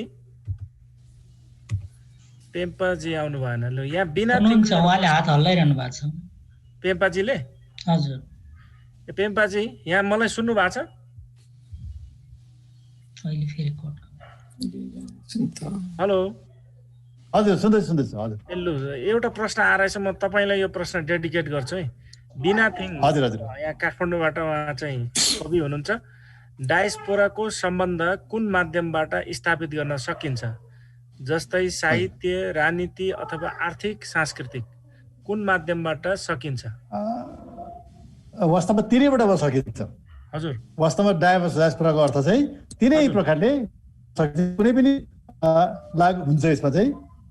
यसमा साहित्यबाट पनि हुन सकिन्छ, अनि व्यापारबाट पनि हुन सकिन्छ, र राजनीतिबाट पनि हुन सकिन्छ। एक किसिमले पहिचानको मुद्दाबाट हुन सकिन्छ। सुन्नु पर्दैछ? हजुर, सुन्दैछु। हजुर, त्यसले गर्दाखेरि तर साहित्य चाहिँ एउटा दस्तावेजीकरण हुन्छ। तर त्यहाँको समाज जस्तो त्यो डायस्पोरिक समाज कसरी आइरहेको छ होइन, त्यसमा राम्रोसँग आएको हुन्छ। त्यसले गर्दाखेरि साहित्यले चाहिँ बढी दमदारसँग, ठुलो मतलब महत्त्वपूर्णसँग, दस्तावेजीसँग आएको हुन्छ। त्यो चाहिँ हामी देख्न सक्छौँ। तर जस्तो व्यापारबाट आएको चाहिँ छर्लङ्ग देखिँदैन, दस्तावेजीकरण हुँदैन व्यापारको चाहिँ। त्यो चाहिँ कुरा हो, फरक छ। र साहित्यले चाहिँ ज्यादा महत्त्वपूर्ण ढङ्गले डायस्पोराको चरित्रलाई देखाएको हुन्छ। ए ल धन्यवाद। ल अब कसैको थप प्रश्न छ कि म अब क्लोजिङ रिमार्क्सतिर जाउँ? थोरै समय छ है हामीसँग। अब प्रश्न छ भने भन्नु होला अथवा च्याट बक्समा लेख्नु होला। यहाँ मैले हात उठाएको थिएँ, तपाईँले देख्नु भएन? ए ल ल। नमस्ते, म पेमा मोक्तान। बहस एकदम राम्रो भयो, तर बहसमा चाहिँ हाम्रो डायस्पोराको मिनिङ परिभाषा के हो स्थापित गर्ने प्रोसेसमा गयौँ होइन। अब डायस्पोराको विभिन्न आयामहरू हुन्छ, त्यसमा हामी छिर्न पाए भए अझ बेटर हुन्थ्यो। र मेरो प्रश्न चाहिँ के छ भने डायस्पोरियाहरूको एउटा मूलभूत पक्ष के हुन्छ भने उनीहरू आफ्नो जन्मभूमि फर्कन चाहने आकाङ्क्षा राख्ने, संस्कार संस्कृतिप्रतिको आफ्नो छुट्टै हुने होइन, त्यस्तो पक्षहरू हुन्छन् डायस्पोराहरूको एउटा मूलभूत पक्षहरू। लक्यान दाईलाई चाहिँ तपाईँ अमेरिका बसिरहनुखेरि अर्थात् तपाईँ एउटा इन्स्टिट्युसनको लिड गरिरहनु अनुभवबाट यो पक्षहरू कतिको प्रबल देखिन्छ? मेरो प्रश्न लक्यान दाईलाई। Thank you. लक्यानजी धन्यवाद। पेमाजी, यहाँको यो प्रश्न मैले अघि पनि केही हदसम्म सम्बोधन गरेँ जस्तो लाग्यो त्यो क्वेसन। किन भन्दा हामी प्रवासमा छौँ, यो डायस्पोरा हामीले अहिले यो तामाङ डायस्पोरा नै भन्दैछौँ, र यसमा चुनौती र मुद्दाहरू यहाँ पनि केही हदसम्म यहाँ जन्मेका बालबच्चाहरूको लागि स्थापित गर्नुपर्ने एउटा छ भने हामी यो फर्स्ट जेनेरेसन भएको नाताले होला सायदै। अच्छा पछि भयो भने अघि डाक्टर मुनिसजीले भन्नुभयो जस्तै स्टिल इन्डियन डायस्पोराले चाहिँ इन्डियामा एकदमै ठुलो रूपमा सपोर्टहरू गरिरहेको छ। त्यहाँ चाहिँ कुनै किसिमको हाम्रो आफ्नो कम्युनिटीलाई एचिभमेन्टहरू गेन गरेको छ, पाइरहेको छ भनेर छ। त्यस्तै अमेरिकाको डायस्पोरा जो तामाङ डायस्पोराको टार्गेट क्षेत्र भनेको चाहिँ हाम्रो ओरिजिन क्षेत्र नै रहेको छ। र हामीले हरेक कार्यक्रमहरू लन्च गर्दाखेरि हिजोको दिनमा भएको 2002 देखिको संस्थाको इतिहास छ। अब अहिले पछि धेरै संस्थाहरू बनाएका छन्। त्यो संस्थाहरूले गरेको एक्टिभिटिज अथवा त्यो ओरिजिन क्षेत्रमा गर्ने लगानीहरू चाहिँ एउटा हराएर गएको, मासिएर गएको स्थितिहरूलाई मध्यनजर गरेर अहिलेको जल्दो बल्दो इस्यु मुद्दाहरूलाई चाहिँ कसरी स्थापित गराउन सकिन्छ भन्ने हिसाबले चाहिँ अलि हामी यो नर्थ अमेरिकाभरिको कन्सेप्टले चाहिँ यो ओरिजिन कन्ट्री अथवा हाम्रो जुन ठाउँमा थातथलो छ त्यसमै हामी केही लगानी गर्नुपर्छ, त्यसमै हामीले केही योगदान दिनुपर्छ भन्ने कन्सेप्ट चाहिँ हामीले बोकेको छ। र धेरै 99% जुन प्रवासमा बसेको अथवा विदेशमा बसेको डायस्पोराहरू चाहिँ यहाँले भन्नुभयो जस्तै आफ्नो त्यो रगतमै एक किसिमको आफ्नो अगाध माया छ, पहिचानसँग जोडिएको माया छ। त्यो पहिचानको स्टार्टिङ कुन ठाउँबाट भएको त्यो ठाउँमा डेफिनेटली माया छ र त्यसमा फर्किनु पनि चाहन्छन्। र विभिन्न कारणले गर्दा अघि डायस्पोराको मिनिङ अनुसार नै अब आर्थिक कारणले होला अथवा कुनै विस्थापित अरू कारणले गर्दा प्रवासमा बस्ने एउटा बाध्यता होला, तर 99% चाहिँ आफ्नो ओरिजिन कन्ट्री जुन ठाउँबाट पहिचान आफ्नो निस्केको छ, आफ्नो पहिचान दिएको छ, त्यसलाई नै लगानी गर्नलाई एकदम उत्सुक छ, फर्कन चाहन्छन् भन्ने मलाई लागेको छ। र प्रवासको भएको 90% सङ्गठनहरूले पनि त्यही हिसाबमा लिएको छ। अब यसलाई क्यास आउट गर्नको लागि चाहिँ अघि हाम्रो बहादुर लोकचन्दजीको त्यो कन्सेप्टबाट एक खालको तरिकाले जाँदाखेरि अब कुन चाहिँ बेटर वे हुन्छ त्यही बिचमा रिसर्च गरेर अनुसन्धान गरेर गएर अलि धेरै गहिरो रूपमा अध्ययन गरेर चाहिँ यो विभिन्न डायस्पोराहरूलाई चाहिँ हामीले कम्बाइन रूपमा के लग्यो भने चाहिँ हाम्रो मुद्दाहरू स्थापित हुन्छ र हाम्रो ओरिजिन क्षेत्रमा केही योगदान हुन्छ भन्ने लाग्छ। त्यसलाई नै फोकस गरेर अगाडि जाँदा चाहिँ मेरो विचारमा उपलब्धिमूलक हुन्छ होला। धन्यवाद लक्यानजी। एउटा यहाँ प्रश्न आएछ अनिता श्रेष्ठको। यो प्रश्न मैले सुकुमान थिङलाई डेडिकेट गर्न चाहन्छु। सुकुमानजी सुन्नु भएको छ? हजुर सुनिरहेको छु। यहाँ अनिता श्रेष्ठको च्याट बक्समा एउटा प्रश्न आएछ, डायस्पोरा कुन जेनेरेसनसम्म रहन्छ? फर्स्ट सेकेन्ड नाति पोनातिसम्म रहन्छ कि रहँदैन? पहिलो कुरा यो मैले पढेँ, डायस्पोरा कुन जेनेरेसनमा रहन्छ भने अघि सुरुवात भएको छ कि कुन चाहिँ हाम्रो इन्डियनहरूको डायस्पोरा चाहिँ धेरै वर्ष भइसक्यो। नेपाली हामी तामाङहरूको पहिलो भर्खर हाम्रो पहिलो पुस्ता हुँदैछ। भर्खर पुस्ता सुरु हुँदैछ भने त जबसम्म हामीले आफ्नो देशप्रति माया लाग्छ तबसम्म त यो डायस्पोरा भन्ने नाम त अब रहन्छ होला। यसको त कुनै अन्तकाल त हुँदैन होला। कुनै दिन अब सबै भाषा धर्म सबै मेटेपछि चाहिँ कुन देशको हो भन्ने थाहा हुँदैन। नत्र जबसम्म हामीले आफ्नो पहिचान रहिरहन्छ तबसम्म डायस्पोरा त रहन्छ भन्ने मलाई लाग्छ। मेरो चाहिँ विचार त्यो हो। ल धन्यवाद। ल अब थप केही कसैको प्रश्न छ भने अब 1-2 मिनेटमा कसैको केही प्रश्न छ? सहभागीहरू कसैको केही प्रश्न छ? हात उठाउनु होला। हेलो, 8 बजिसक्यो। अब हामी कार्यक्रमको अब अन्तिम चरणमा छौँ। प्रश्नहरू करिब सबै आइसक्यो जस्तो लाग्छ। अब सबै सहभागीहरूलाई म यहाँ प्यानलिस्टहरूलाई 2-2 मिनेटमा आफ्नो क्लोजिङ रिमार्क्स दिनको लागि अनुरोध गर्न चाहन्छु। सुरुमा म डाक्टर मुनिस तामाङबाट सुरु गर्न चाहन्छु। डाक्टर मुनिस तामाङ। मलाई लाग्छ जहाँसम्म मुद्दा र चुनौतीहरूको कुरा छ, मलाई लाग्छ सबभन्दा पहिलो मुद्दा जो कमन मुद्दा हुनसक्छ विश्वभरि रहेका तामाङ डायस्पोराको निम्ति त्यो चाहिँ हो भाषा अनि भाषा सम्बन्धी विभिन्न मुद्दाहरूको संरक्षणको च्यालेन्ज हामी सबैले लिन सक्छौँ। त्यसले हामी सबैलाई कमन एक प्रकारले एक सूत्रमा बाँध्दछ र यसमा विशेष गरी टेक्नोलोजीको धेरै रोल छ र हाम्रो किताबहरूको डिजिटाइजेसन र सरल उपलब्धि सबैलाई भए र भाषा सिक्ने यस प्रकारको टेक्नोलोजीलाई हामीले प्रयोग गर्न सके तामाङ डायस्पोराले यसलाई प्रयोग गरे धेरै हामीलाई आउँदो दिनमा हाम्रो भाषा संरक्षणमा लाभ हुनेछ। ल यहाँलाई धन्यवाद। यसै गरी म क्लोजिङ रिमार्क्सको लागि हाम्रो प्रबल घिसिङ। हजुर फेरि पनि हजुर तपाईले 2 मिनेटमा आफ्नो क्लोजिङ रिमार्क्स दिनु होला। हजुर मैले यो डायस्पोराको विषयमा आज हामीले धेरै कुराहरू सुन्यौँ है, आफ्नो तर्कहरू पनि बुझ्यौँ। तर म कसरी यसलाई क्लोजिङ गर्न चाहेँ भने हामी समग्रमा जे नै होस् है, हामीले खोजेको हाम्रो संस्कृति पहिचान नै हो र हाम्रो चाहिँ आफ्नो एउटा पहिचान भनौँ न यो समग्रमा। र यसको लागि अघि जुन एउटा ग्लोबल फन्ड चाहिँ इस्टाब्लिस गर्नुपर्छ भन्ने कुराहरू पनि उठ्यो होइन, जुन चाहिँ एकदमै सम्मानपूर्ण एउटा तर्क छ, एउटा पोइन्ट छ त्यसमा पनि, र यो हुनु पनि आवश्यक छ। र त्यो हुँदाहुँदै मैले चाहिँ के यहाँहरूले अनुरोध गर्न चाहेँ भने यहाँहरू हामी प्रवासमा रहे पनि यहाँहरू जसरी देशमा हुनुहुन्छ मलाई के लाग्छ भने यहाँहरूबाटै विश्वमा छरिएका तामाङहरूको हितको लागि त्यहाँ बसेर राज्यसँग त्यसको लागि छुट्टै हक र अधिकार छिनेर लिन सक्नुहुन्न भने हामी बाहिर बसेर त्यो फन्ड खोलेर केही पनि हुनेवाला छैन। त्यसो भनिरहँदा पनि हामीले के गर्नु जरुरी छ भने एउटा अघि डाक्टर मनिषले भन्नुभयो जस्तै भाषागत रूपमा हामी अगाडि बढ्नु छ। जुन एउटा तामाङ डिजिटाइजेसन भन्ने कुराहरू आइयो यसमा चाहिँ नि मैले अघि नै यहाँहरूले एउटा इङ्गित गरेको थिएँ, किनभने हामीले हाम्रो बच्चाहरूलाई तामाङ नेपाली त छोडौँ तामाङको विषयमा के भनौँ भन्दाखेरि हामीले न तामाङको विषयमा कुनै कार्टुन पाउँछौँ न तामाङको विषयमा लेखेको कुनै किताबहरू पाउँछौँ। यस्तो हुँदाखेरि हामीले एकदमै आफ्नो बच्चाहरूलाई आफ्नै मुखले भनिरहनुभन्दा देखाएर एउटा पुष्टिगत रूपमा हामीले केही पनि गर्न सकिरहेको छैन। यो अवस्थामा यहाँहरूबाट चाहिँ यस्ता किसिमको पहल हुनु पर्यो जुन पहलमा तामाङ कुनै पनि तामाङको बच्चा बच्चीहरूले आफ्नो तामाङ भाषा संस्कृति धर्म र आफ्नो पहिचानलाई चिन्ने एउटा आधार सिक्न सकोस् पाउन सकोस् भन्ने उसमा चाहिँ जुन पोइन्ट हुँदै म यहाँहरूले अब आउने दिनहरूमा चाहिँ म एक त म एउटा फिल्म विधामा छु, म चलचित्रहरू निर्माण गर्छु, मलाई यसमा म धेरै कुराहरू आफ्नो कुराहरू अभिव्यक्त गर्छु र तामाङको भाषामा तामाङ फिल्महरूलाई तपाईहरूले जोड दिनुहोस्।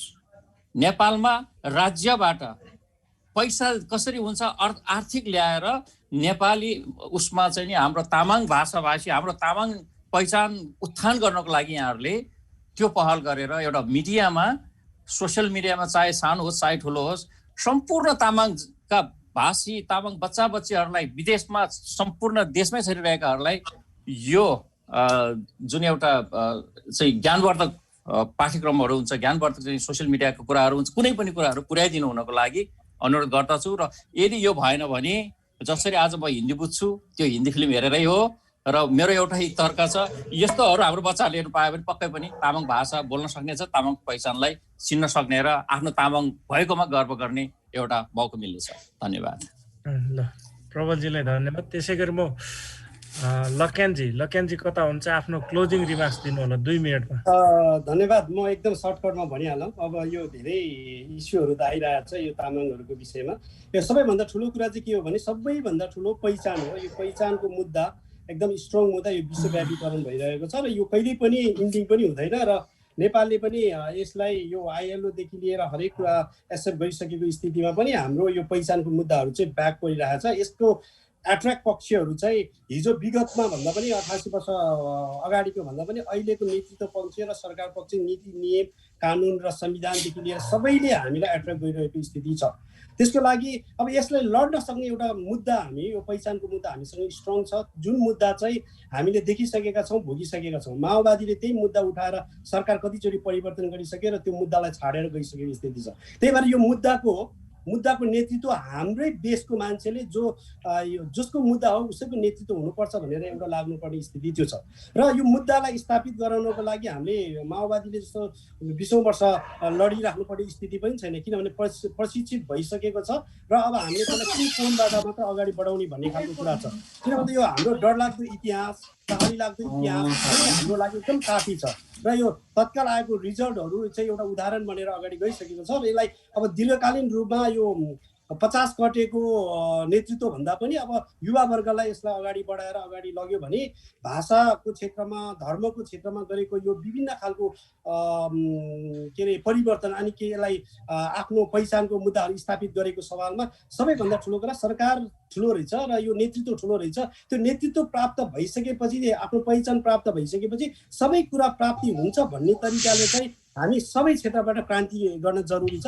त्यो क्रान्तिको लागि चाहिँ मलाई के लाग्छ भने सांस्कृतिक क्रान्ति आजको लागि आवश्यकता हो, किनभने हामी सांस्कृतिक आन्दोलनमा हामी सक्षम भइसकेका छौँ र हाम्रो संरचना पनि बनिसकेको छ। भोलिको दिनमा यो आन्दोलनको लागि छुटछुटै संरचनाहरू बनेर जाँदाखेरि त्यसमा राज्य पक्षबाट एकदम विभिन्न पल्टाउने, उल्टाउने अथवा बनाउन नदिने खालको संरचनाहरू बन्न सक्छ, फेल बनाउन सक्छ भने हामीसँग भएको अहिले हेदुङको तल्लो गाउँ लेभलसम्मको संरचना छ, प्रवासको सङ्गठनहरू छ। त्यो सङ्गठनहरूलाई पुनर्संरचना गरेर मुद्दा बेसिसमा ढालेर चाहिँ अगाडि गयो भने हामी सक्षम हुन्छ भन्ने लागेको छ। र अर्को कुरा तामसालिङ क्षेत्र अथवा तामाङको यो पहिचानको क्षेत्र ओगर्ने यो तामसालिङ क्षेत्र काठमाडौँ उपत्यका चारैतिर घेरिरहेको छ र त्यो तामाङ बस्तीहरू, त्यो तामाङ जनजातिहरू, तामाङहरूले चाहिँ हरेक परिवर्तनहरू निहालिरहेको छ र अब यसमा धेरै 2-4 वर्षको मात्र वकालत गर्न सक्यो भने हामी एकदम परिवर्तन ल्याउन सक्छ भन्ने एउटा आत्मविश्वास छ र त्यसमा हामी प्रवासमा भएको यानि कि यो डायस्पोराहरू सम्पूर्ण लाग्छ भन्ने पनि मलाई विश्वास छ। र अर्को कुरा हाम्रो एउटा कमजोरी पक्ष चाहिँ के हो भन्दा हामी तत्काल रिजल्ट खोज्छौँ। यो पार्टीहरूको इतिहास हेर्दा पनि, हाम्रो पार्टीमा भएको नेताहरूको इतिहास हेर्दा पनि उहाँहरूले वकालत गर्दा पार्टीको इतिहास कति लामो बनाउनुहुन्छ, तर तामाङमै त्यो पहिचानको लडाइँमा उहाँहरू अलि लामो लडाइँ लड्न चाहनुहुन्न, किनभने अलि लामो लडाइँ लड्यो भने उहाँहरूको नेतृत्वको गुमिसकेको हुन्छ उमेरको हदले पनि। त्यो भएर उहाँहरू त्यो नेतृत्व गर्ने पक्षमा हुनुहुन्न। त्यही भएर नयाँ जोस जाँगर भएका नयाँ युवाहरूलाई चाहिँ अब यो पहिचानको मुद्दामा स्थापित गराउनुपर्छ यो 11-12वटा जिल्लामा भन्ने मलाई लागेको छ। र त्यसको लागि हामीले आर्थिक पक्षलाई अलिकति प्रबल बनाउनुपर्छ, किनभने हाम्रो समुदाय चाहिँ आर्थिक रूपमा 99% हाम्रो समुदाय चाहिँ आर्थिक रूपमा एकदम पिछडिएको छ। त्यसको कारणले गर्दा अन्य पार्टी अथवा सङ्गठनहरूले फाइदा लिइरहेको छ।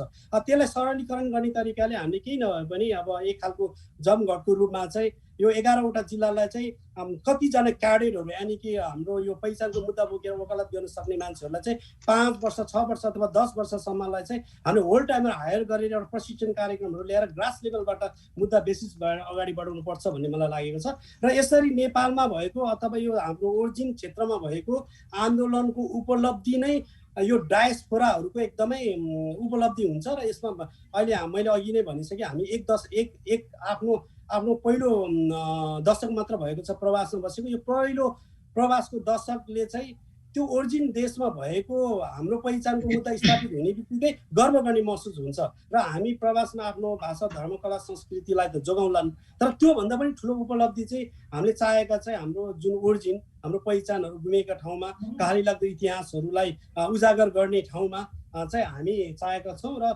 विश्वभरिका तामाङ दाजुभाइ तथा दिदीबहिनी सङ्घ सङ्गठनहरूलाई म यो तामाङ पहिचानको दिवसको अवसरमा यो आयोजित यो कार्यक्रमबाट म एकदमै सबैलाई धन्यवाद दिँदै यो मुद्दामा केन्द्रित भएर अब नयाँ पुस्ताहरूलाई चाहिँ अगाडि बढाएर यसमा एकदमै कुनै सोचै विचारै नगरिकन एकहोरो रूपमा यो पहिचानको मुद्दालाई चाहिँ स्थापित गर्नको लागि लागिदिनु हुनको लागि पनि अनुरोध गर्न चाहन्छु भन्दै मेरो आफ्नो भनाइ यही टुङ्ग्याउन चाहन्छु।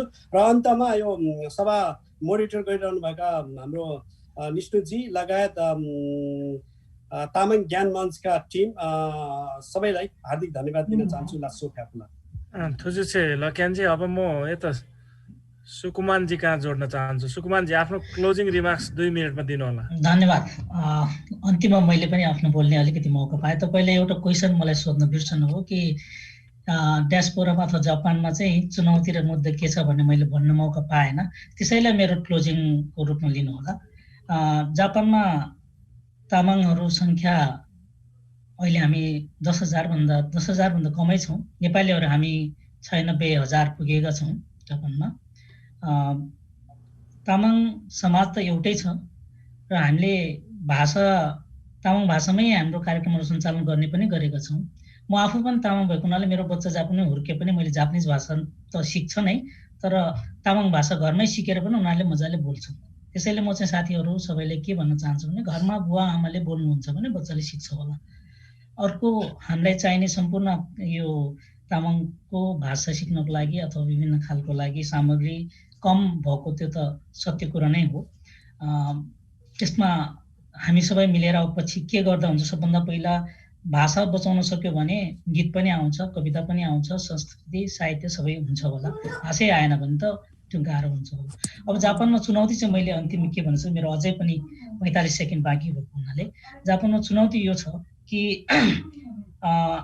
तामाङ र तामाङको बिचमा विवाह भएको मान्छेहरूमा त भाषा पनि मनपर्ने अनि आफ्नो संस्कृति पनि माया लाग्ने सिक्छ, तर जब हामी विदेशमा आएपछि अन्य देशका नागरिकसँग विवाहित भएपछि ती आउने पछिका हाम्रो नाम चाहिँ तामाङ जोडेका हुन्छौँ, तर भाषा उसले तामाङ सिक्न पाएका छैन। यो चुनौती चाहिँ मलाई लाग्छ जापान मात्र होइन, अन्य सम्पूर्ण देशमा बस्नुभएको सबै प्रवासमा रहेका साथीहरूमा यो समस्या अथवा यो चुनौती रहन्छ होला र यसमा भोलिका दिनमा अझ हामी सबै मिलेर यस्तै खालको जुममै भए पनि जमघट गर्न पायो भने राम्रो हुन्छ। 2 मिनट सक्यो, म टुङ्गाउन चाहन्छु। आज सबैलाई यो कार्यक्रममा मलाई पनि सहभागी गराइदिनु भएकोमा आयोजक संस्थाप्रति र खास गरी हाम्रो अमृत सर अनि सबै यो 5औं हाम्रो तामाङ ज्ञान महोत्सव सञ्चालनमा अहोरात्र राख्नु भएको तपाईँहरूलाई धेरै धेरै धन्यवाद दिँदै फेरि भेट गर्ने मौका पाउँछु होला भन्ने आशा राख्दै मेरो 2 शब्द यहीँ टुङ्ग्याउँछु। थुजेसे धन्यवाद। थुजेसे सुकुमानजीले। अब पेम्पा तामाङजी, पेम्पाजी हुनुहुन्छ? हजुर हजुर। तपाईँलाई 2 मिनटमा क्लोजिङ रिमार्क्स दिनको लागि म अनुरोध गर्दछु। पहिला चाहिँ म अमृतजीलाई मेरो हृदयबाट धन्यवाद दिन चाहन्छु। उहाँले यसरी मलाई यसमा जोड्ने मौका दिनुभयो र हुन त मेरो धेरै अघिदेखि इच्छा थियो यसमा जोड्ने, तर मैले कतिपय कारणले गर्दा जोड्न सकेको थिएन। यसपालि चाहिँ भर्चुअल मिटले भएको त त्यो एउटा राम्रो सुविधा मौका भयो र कोभिडलाई पनि धन्यवाद, त्यसले गर्दा कोरोनाले गर्दा धन्यवाद दिन्छु। अर्को मलाई चाहिँ लाग्छ 3वटा हामीले मुख्य कुरा चाहिँ हामीले पक्रिनुपर्छ। एउटा चाहिँ पहिचान हो, अर्को अर्थ र अर्को चाहिँ शिक्षा। यो 3वटामा हामी सबल भयो भने सबै तामाङको धेरैवटा समस्या आफै समाधान भएर जान्छ। किनकि भारतमा हामी हेर्दाखेरि चाहिँ 2टा कम्युनिटी छ, एउटा पार्सी कम्युनिटी र सिन्धी कम्युनिटी। 2टै माइनोरिटी कम्युनिटी छ, तर जम्मै तिनीहरू धनी हुन्छन् होइन, उनीहरू सबै धनी हुन्छन्। त्यसले गर्दा उनीहरूको आफ्नो राज्य छैन, आफ्नो राजनैतिक उनीहरूको शक्ति छैन, तर पनि उनीहरू शक्तिशाली छन्। त्यस्तै प्रकारले यो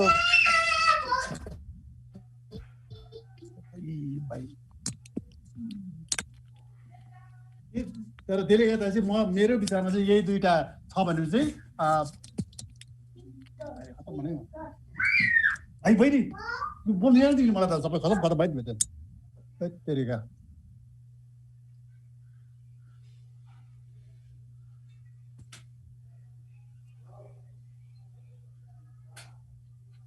पेम्पाजी हजुर पेम्पाजी तपाईको नेट लाइन गएको हो त्यहाँ हजुर हजुर तपाईको लाइन गएको हो हेलो हजुर लाइन गयो तपाईको लाइन गएको हो हेलो पेम्पाजी उहाँ अफ हुनुहुन्छ अफ भइसक्यो उहाँ लाइन गएको जस्तो छ उहाँको पेम्पाजीको घरमा अब लाइन गएको जस्तो छ त्यस भएको कारणले गर्दाखेरि म अब कार्यक्रमलाई अन्त गर्न चाहन्छु पहिलो कुरो चाहिँ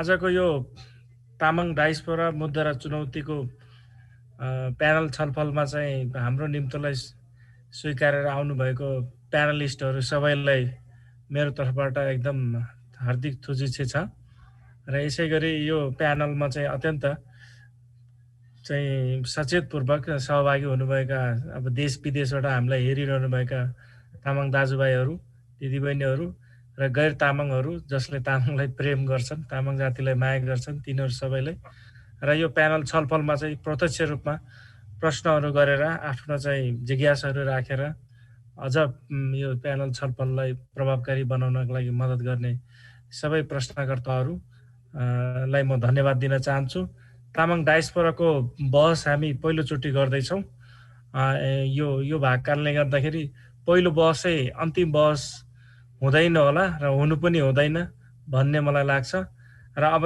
तामाङ लेखकहरूले साहित्यकारहरूले अब तामाङ डायस्पोरामा चाहिँ आफ्नो ढङ्गबाट विभिन्न दृष्टिकोणहरू दिने लेखहरू लेख्ने पुस्तकहरू लेख्ने काम अगाडि बढोस् भन्ने म यहाँहरूलाई निवेदन गर्न चाहन्छु आगामी दिनमा तामाङ डायस्पोराको विषयमा अझ घनीभूत रूपमा छलफल हुने तामाङ ज्ञानको विषयमा अझ घनीभूत रूपमा छलफल हुने वातावरण निर्माण गर्नका लागि तपाईँ हामी सबैले महत्त्वपूर्ण भूमिका खेलौँ र आफ्नो जातिको लागि केही सकेको आफ्नो तर्फबाट योगदान गरौँ भन्ने आफ्नो केही कुराहरू राख्दै हामीलाई प्राप्त भएको 2 घण्टा समयमा हामीले 8 मिनेट अगाडि कार्यक्रम सकेका छौँ अहिलेलाई म यो प्यानल अन्त भएको घोषणा गर्न चाहन्छु र अब समापन समारोहमा तपाईहरू रहनु होला भन्ने मैले विनम्र अनुरोध पनि गर्दछु लासो तुजुछे फ्यापुल्ला